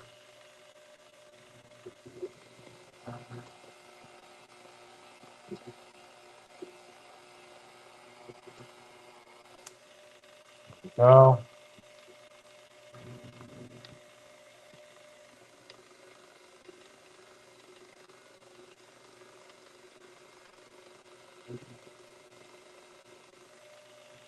So that's closer to the thickness that I want. So we'll probably stop on 6. And I'm just going to flatten this sort of one more time just to get any kind of blemishes out.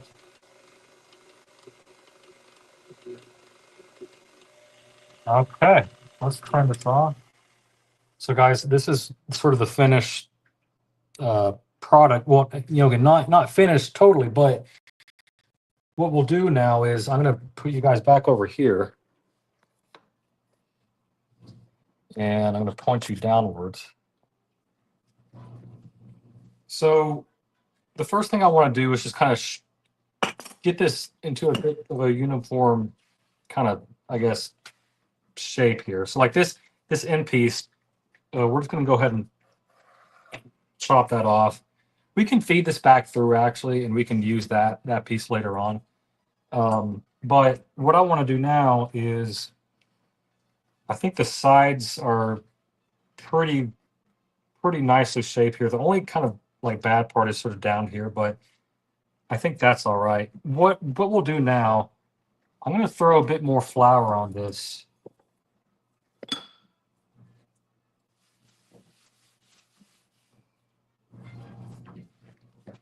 We'll get the other side too.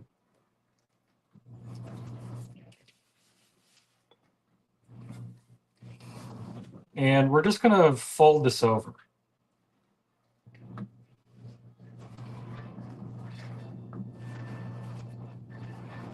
We're going to do that several times until we get to this point, at which we'll do about an inch thickness.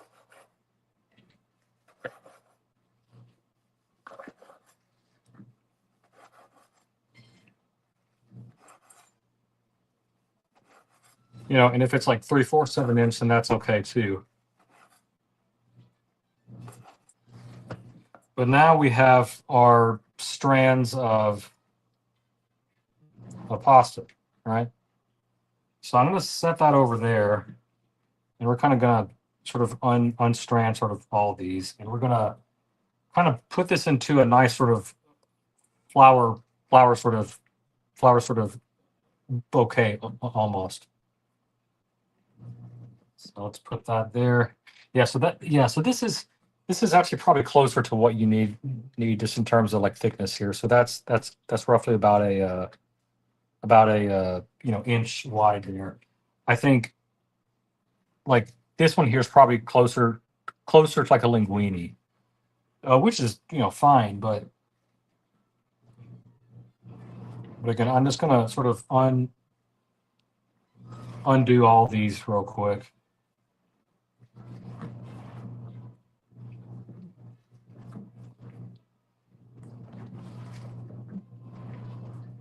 And actually what I'll do is bring these all over here. And I'm going to lay them down like this.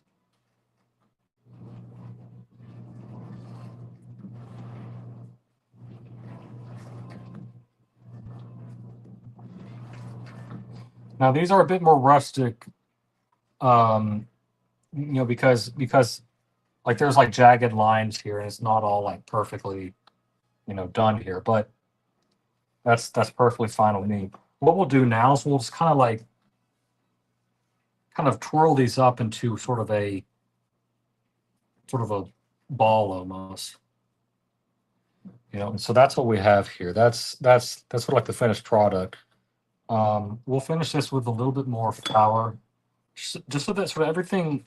So like the purpose of the flour is just to make sure everything kind of stays sort of separated out. Oh, you know what? I just realized there was about 2 more here that we missed, but let's just add that towards the end here. So that was sort of our test one, but now we get to do this process 3 more times. Now, I don't know if that's going to take up 2 hours necessarily, but I think that'll get us through a decent chunk of it. So we still got about 2 folks watching here, so. We still got about 2 folks. All right, so I'm going to flatten this one out. Let's use a bit of flour here. Put that on the board. I'm gonna put that knife over there.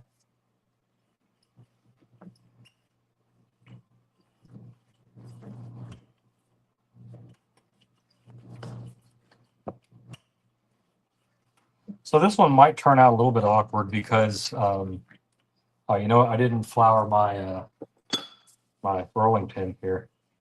So if it starts like to wrap around the pin, then that means you need to apply more flour here.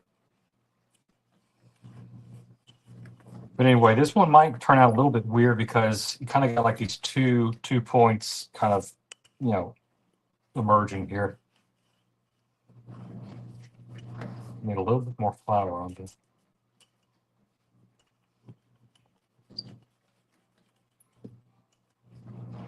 So again, it's like the purpose of doing this is just kind of getting it ready for the press.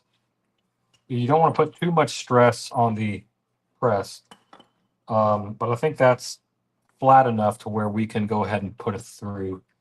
So what I'll do now is I'll put you guys back over here and point that like that. We have to put this back down to 1.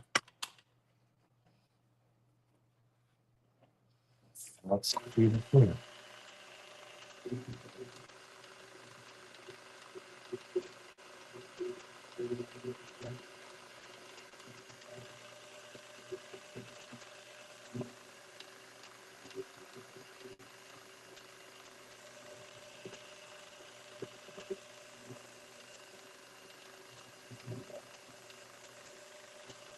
We're ready for the fold.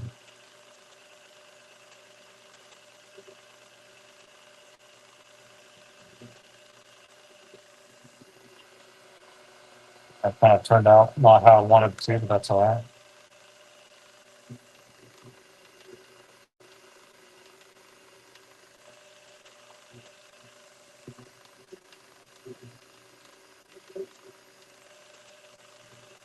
And just keep on doing that until sort of like the fold sort of, you know, fully sort of fully sort of adheres to the shape. So let's crank it up to 2.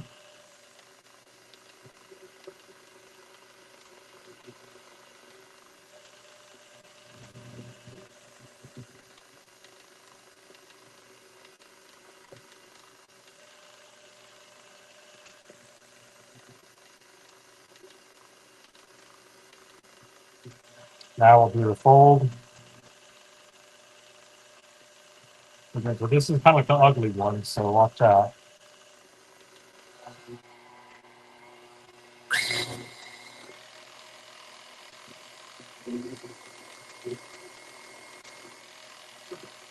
Crank it back down.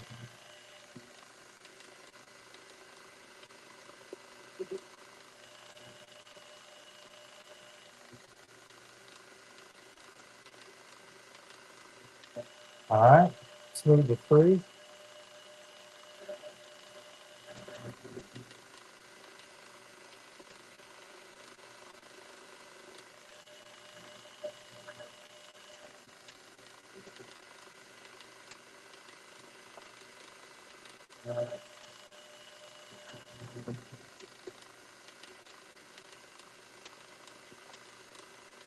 Yeah. This one will be the fold.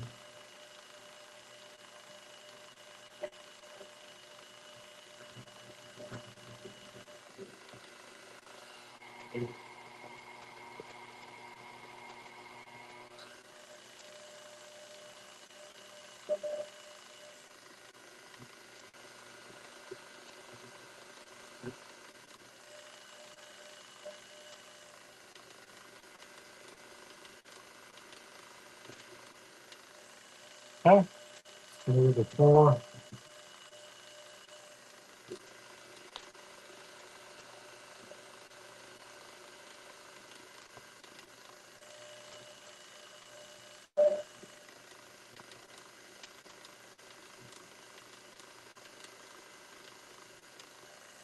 Let's do the fold.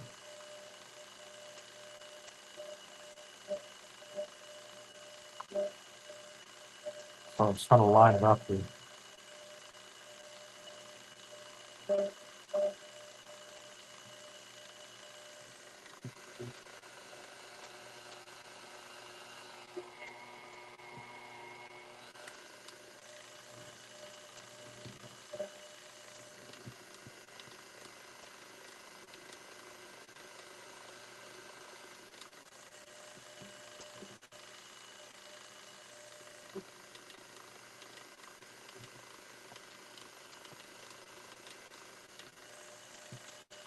All right, let's move up to 5.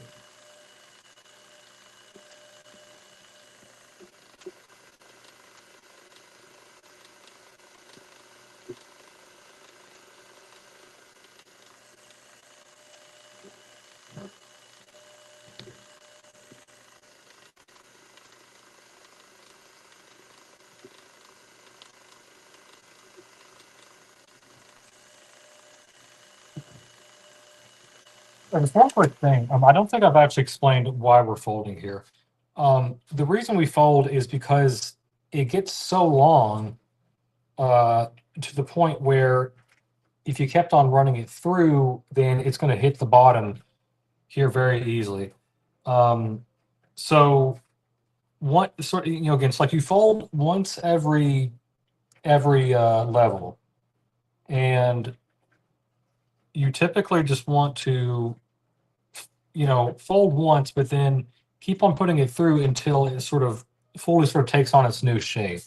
So let's turn it back on. So we're doing the fold now. This is the ugly one, the one that kind of turns out a little bit weird. But then you run it through, like a few more times, and then it all works out.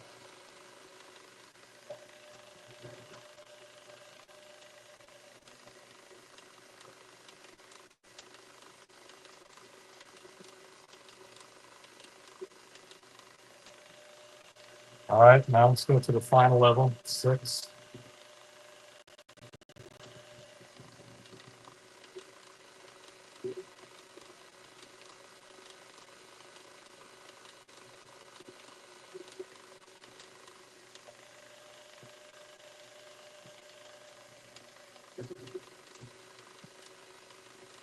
So now it's getting long, so that's why we gotta fold.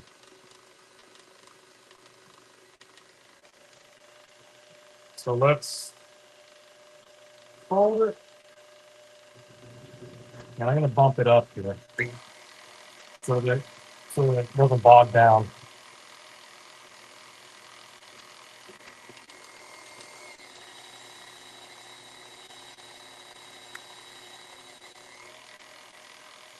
Kind of back down one.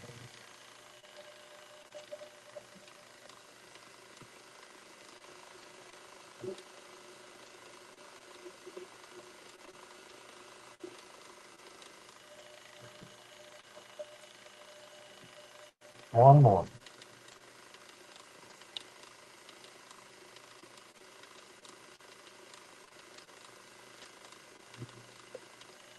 Okay. Let's put you guys back over here.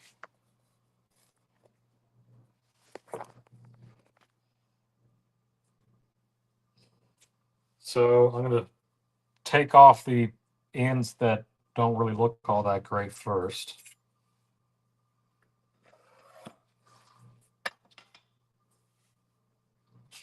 We'll put the excess over there. And then we're just going to fold this up so that it makes it, oh, you know what? Sorry, let's actually put a little bit more flour on.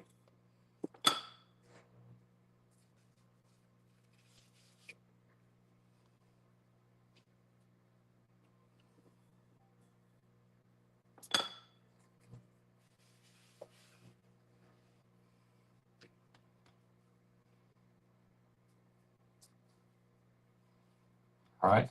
So I do about 4 folds or so. So once you get sort of to that level, and then again, I'm doing about a 1-inch cut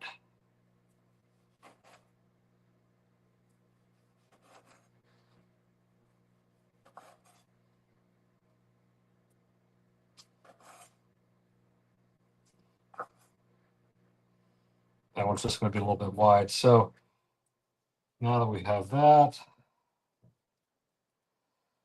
I'll lay this out.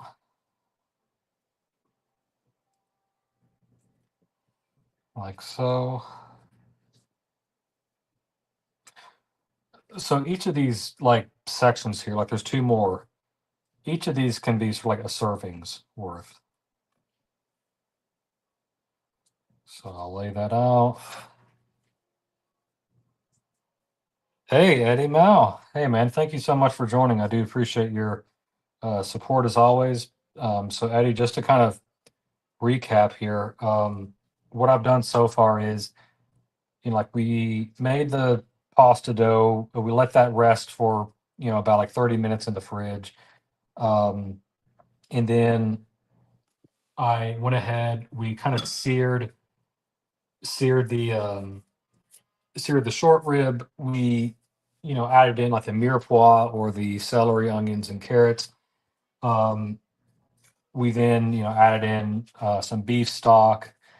Um, just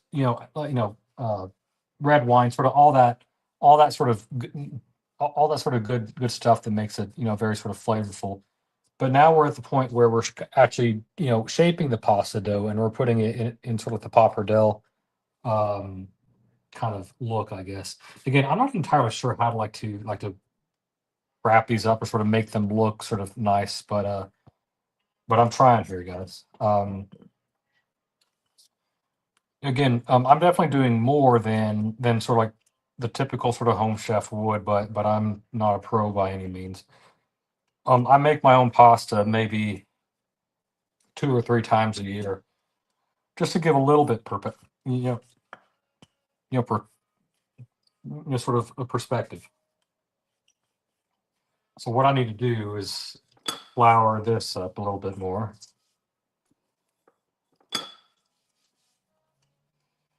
So one thing that you can do when you're working with dough that might not be sort of all that flat yet, you can kind of make like these presses using like the roller,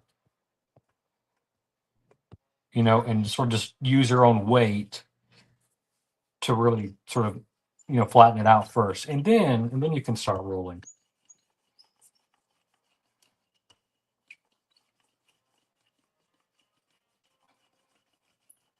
So we want this flat enough to go through the first level of the pasta press here. So I'm going to keep on going just a little bit. I can smell the short rib in the oven there. It's definitely going nicely in there, I can tell.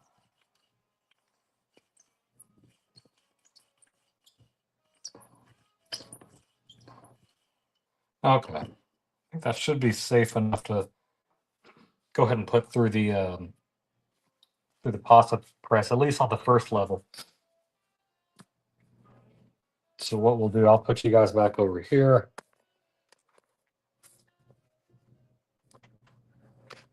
All right. And let's turn this on.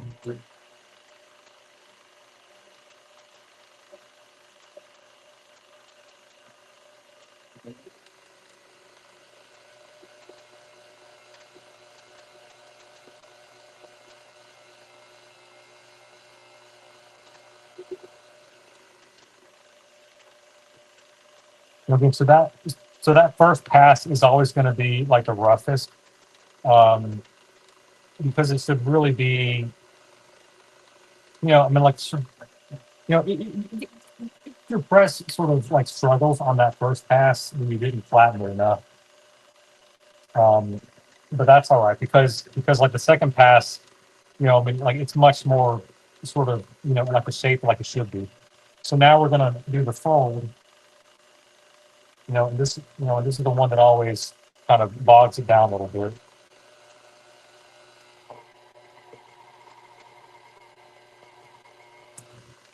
That's all right. It made it through.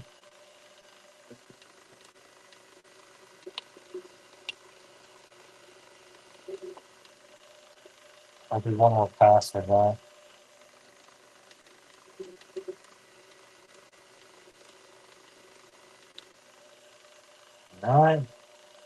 go to level 2.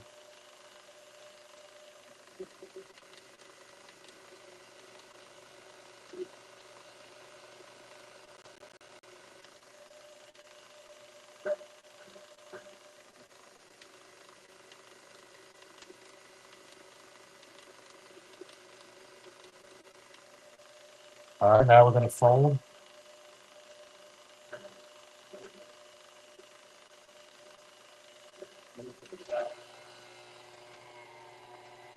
Yeah, and it really doesn't like that when you do that, but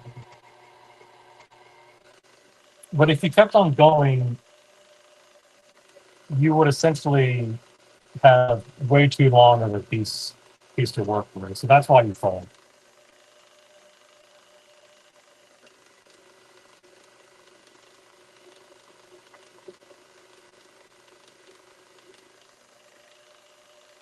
So let's bump it up to 3.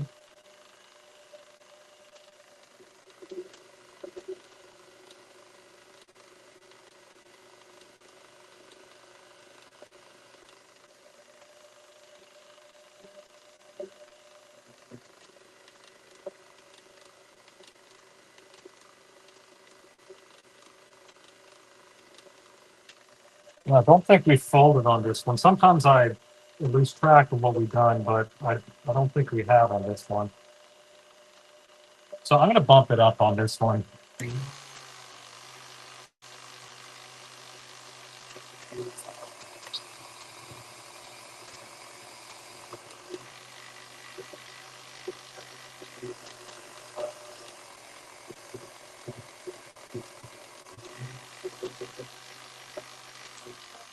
Let's bump it back down.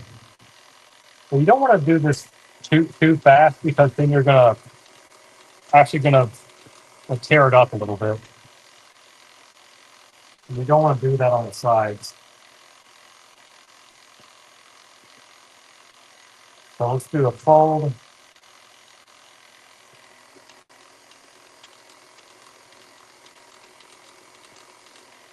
Well, you know what? I think we already did one. So let's go to 4.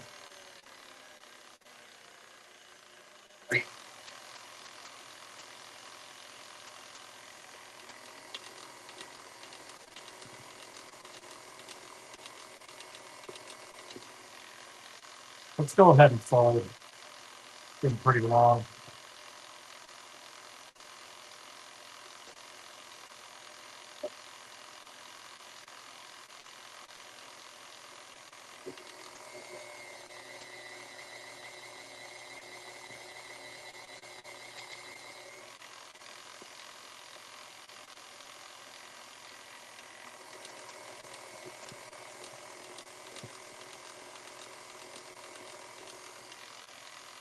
Yeah, so we're starting to get a little bit sloppy here. So this side is much thinner than this side. So you know what? There's one piece that's really hanging off that's kind of bothering me here. I'm just going to go ahead and cut that off. So normally we would do that towards the end, but let's go ahead and run that through one more time.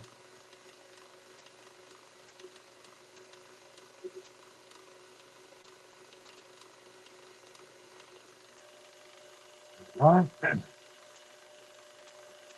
Let's go to 5.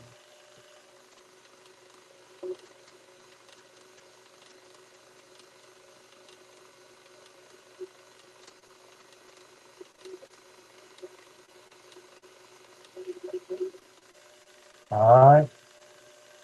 Let's do the fold.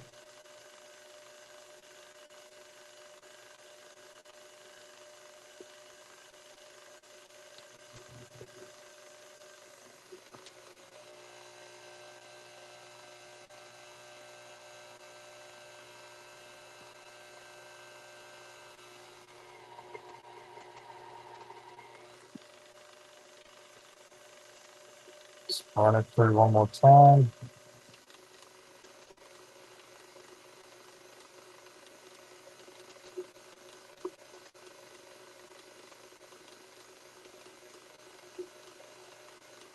You know, I think we actually need to do a double fold. Oh, sorry. So it has a little bit of a crooked for you guys. Yeah, let's do a double fold. This is getting a little too long.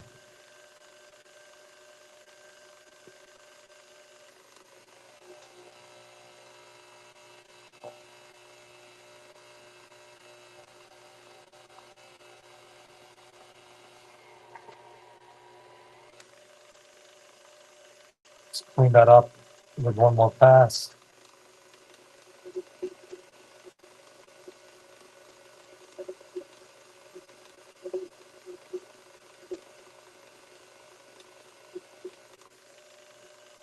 All right, let's move to 6.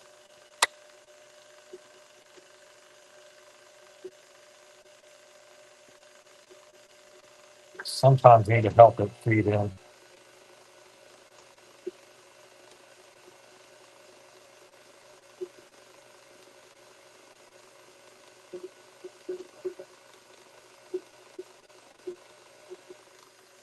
All right, we are ready for a fold. We might end up doing like a double fold on this one too, because it's getting quite long. I'm gonna bump it up a little in terms of speed.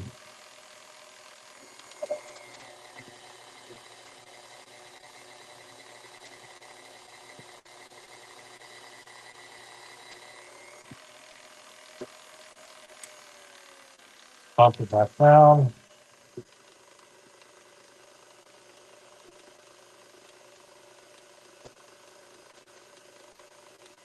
Yeah, I think I'll do one more fold on this one.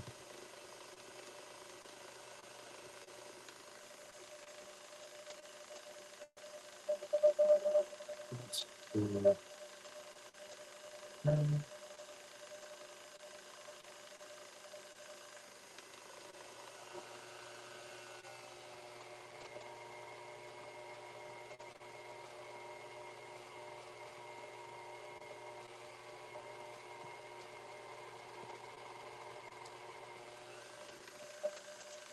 Yeah, definitely didn't like that, but oh well.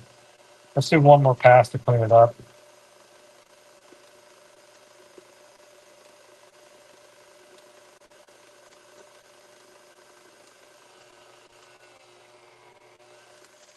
All right. Let's give that guy a break for a minute. And we'll point this back on. So let's clean up the ends here.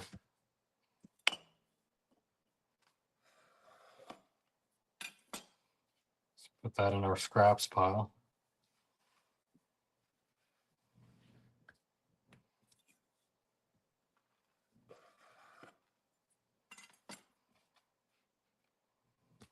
Okay. Let's add a bit more flour.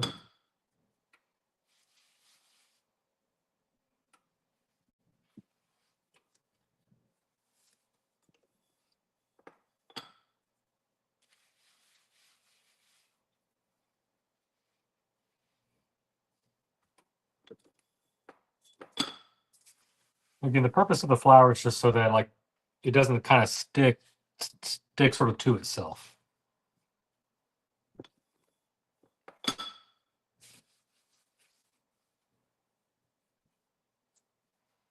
All right. I think I normally fold it one more, but I think that's going to be too much on this one. So let's do our kind of 1-inch sections.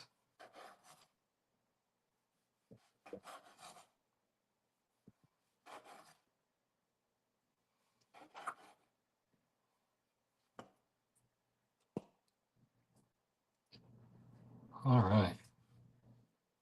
So again, so this is what we come up with, and I'm just going to lay this out.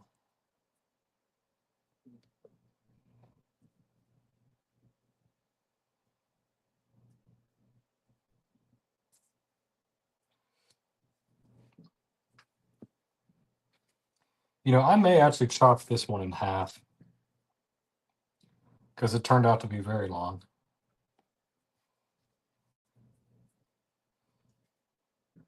Yeah, I'll definitely cut this one in half.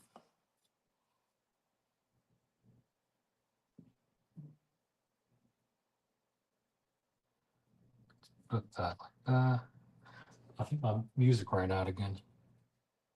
Should probably make that playlist a bit longer.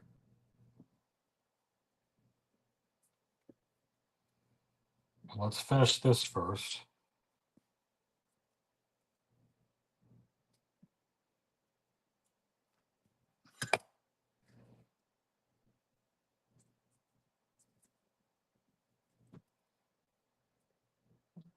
All right.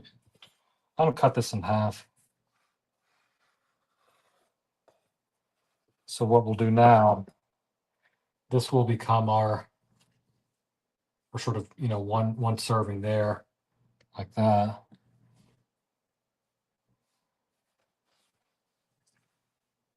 This will also become a serving on its own. Again, I don't know how to fold these. I didn't take pasta 104, unfortunately. But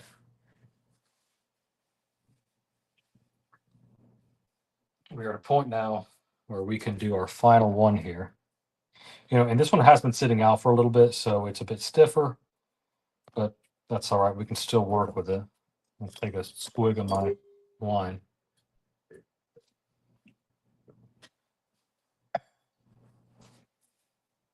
Make sure you guys still have a good view. Yep. All right. So again, I'm just going to press kind of firmly with the roll. I'm not actually rolling yet, but I'm just kind of pressing into the dough. All right. Let's go to the flour down.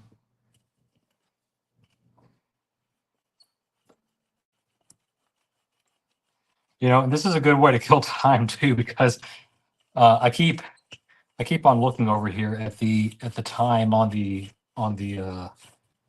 cook. We have an hour and 45 to go here. So what I may end up doing, guys, I may like smoke a cigar, like to kind of kill the time here too. We can chat. I can open up the panel here too. So I believe I've pinned the link here. If anybody wants to chat while we wait for everything to kind of finish off in the oven, then I'm down for that too. Happy to answer any questions you guys have, of course, as always. I think we're at a good point here where we can run this through. So I'll move you guys back over here. Let's do back that up a little bit. All right.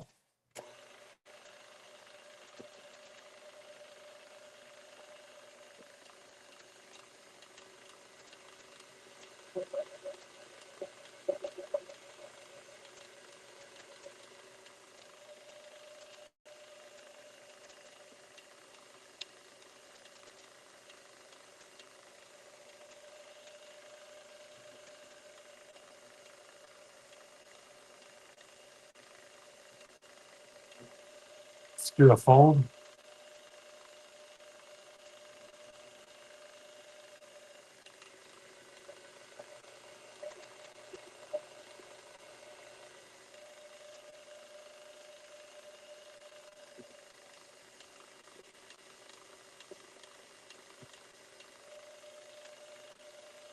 Let's bump it up to 2.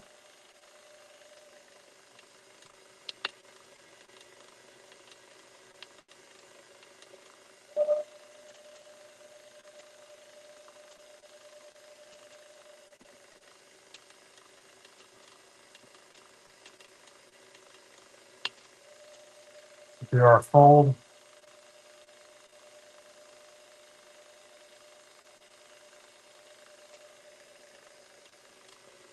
Well, that one didn't turn out all that great.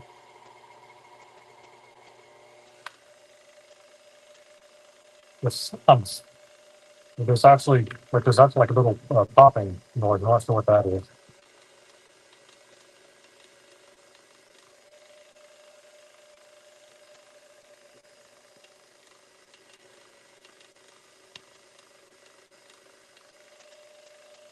All right, let's do Yeah.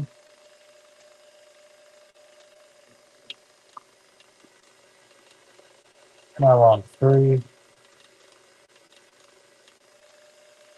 So, question. You guys might be wondering, like, why can't you just start on 6, like the high, or like the fencing level? And so, why do you have to go through 1 through 6? Well, you don't want to really constrict the motor, and it's better to flatten it out sort of gradually over time. Um, so that's why you have to kind of do it slowly like this. Let's do the fold.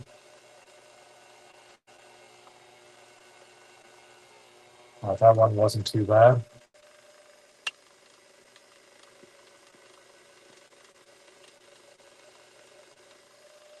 Let's go up to 4.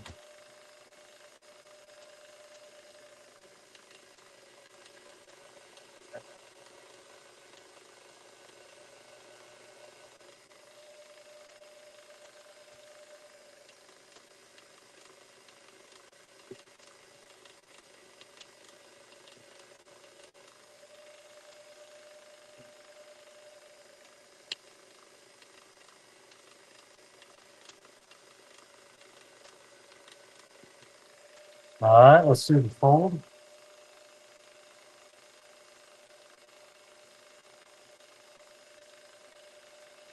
This one's always the ugly one.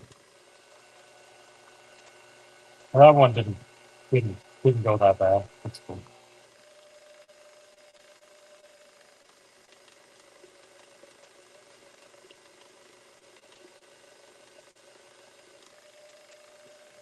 Let's do one more pass. That one I kind of messed up a little bit actually. I started to fold on itself. All right, let's move up to 5.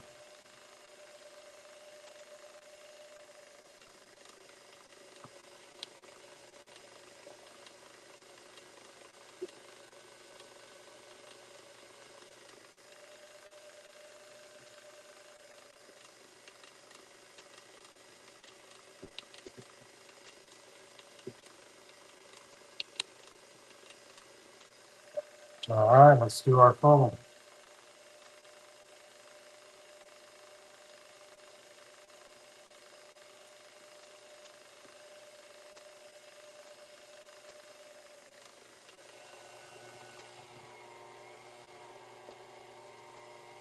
Yeah, it doesn't like when I do that.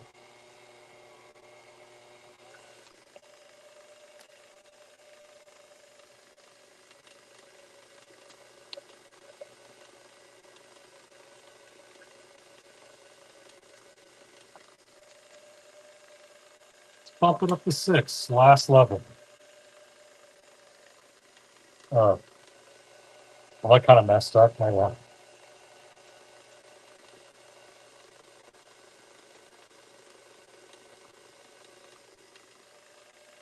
We don't need that. Just take that off now. I'll flatten this out one more round before we fold.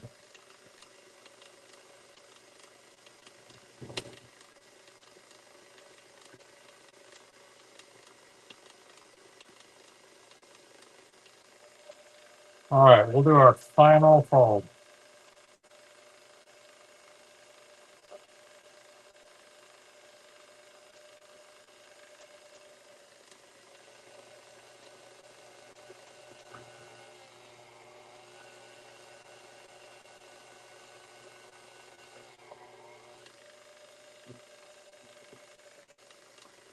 One more pass.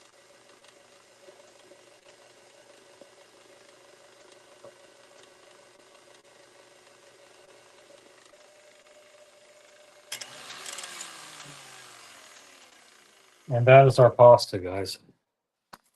Let's do the final shaping of this one here.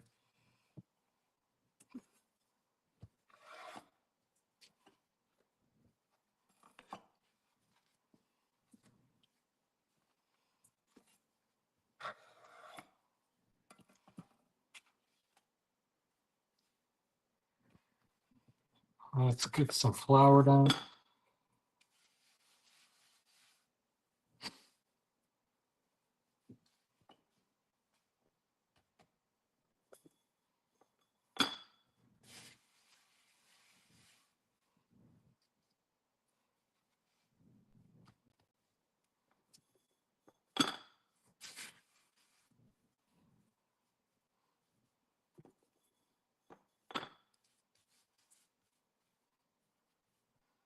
All right.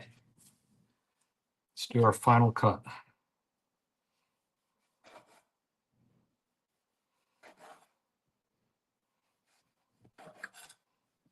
Oh, sorry, guys. I'm not pointing down properly here. There we go.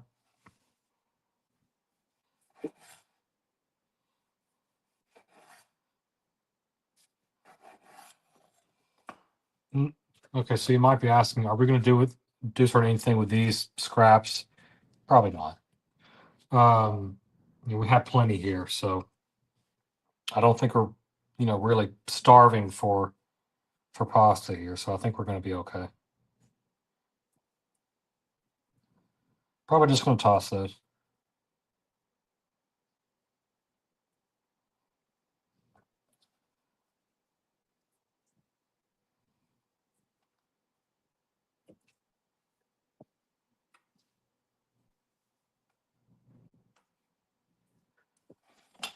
Move the knife out of the way.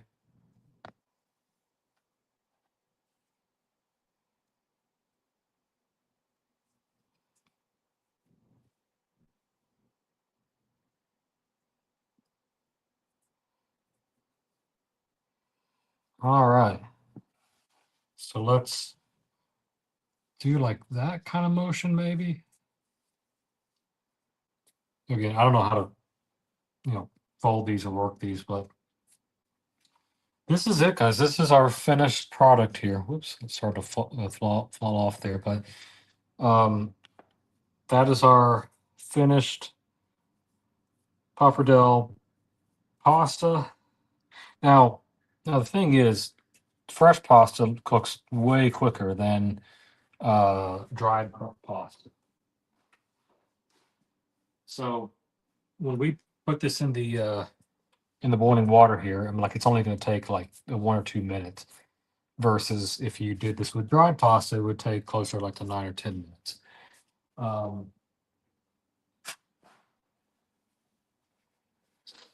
think one thing I can do is I can show you guys how to make a espresso. So let's situate us over here. Let's kind of turn this back on real quick.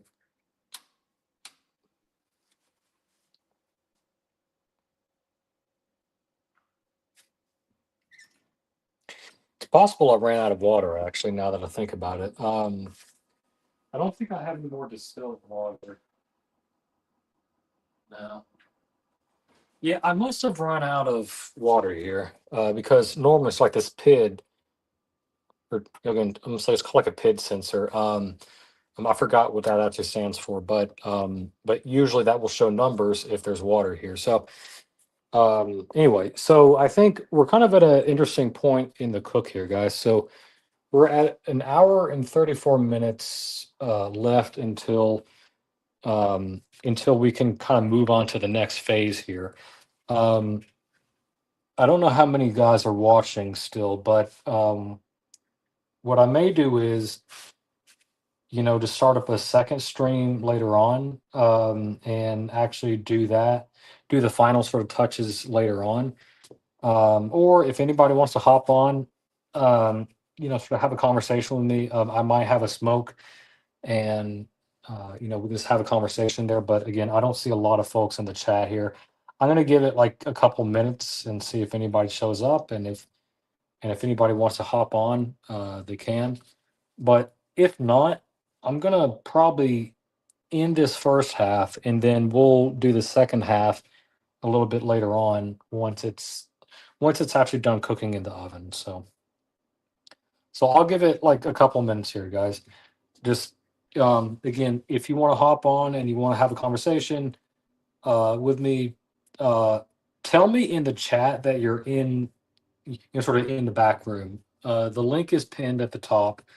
But again, I won't know if you're in the back room unless you tell me here because sort of, I start the streams from my computer upstairs. So anyway, it looks like 2 folks are watching right now. And again, if we don't get anybody here in the next 30 seconds or so, I'll probably just go ahead and wrap things up here for this first part at least, and then I'll come back and then we'll do sort of a finishing stream. So yeah, so I don't see anybody, showing up here. What we'll do, guys, is I'm gonna go ahead and let's go ahead and turn off the.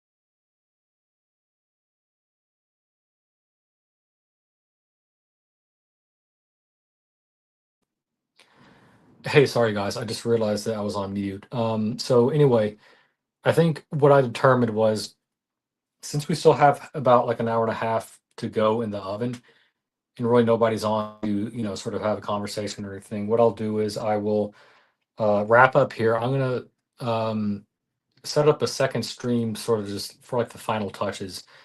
And then you guys can join me there to kind of see it, sort of all finalized and everything. But again, there's really no point in me just kind of, sitting here talking for like an hour and a half to nobody. So, so what I'll do is I will wrap this stream up and I will set up a new one here to be in, oh, hey, Mathis. Hey, Mathis, man. I didn't see you there. Let's see. Yeah. So that was, gosh, that was like 30 minutes ago.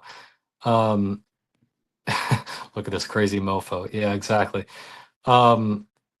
Anyway, guys, I'm going to set up another stream to do or to start here in about an hour and a half. And then from there, we will finish off and do the final touches. So thanks all for those of you that stuck with me during the first half here, and I hope to see you back here in about an hour and a half.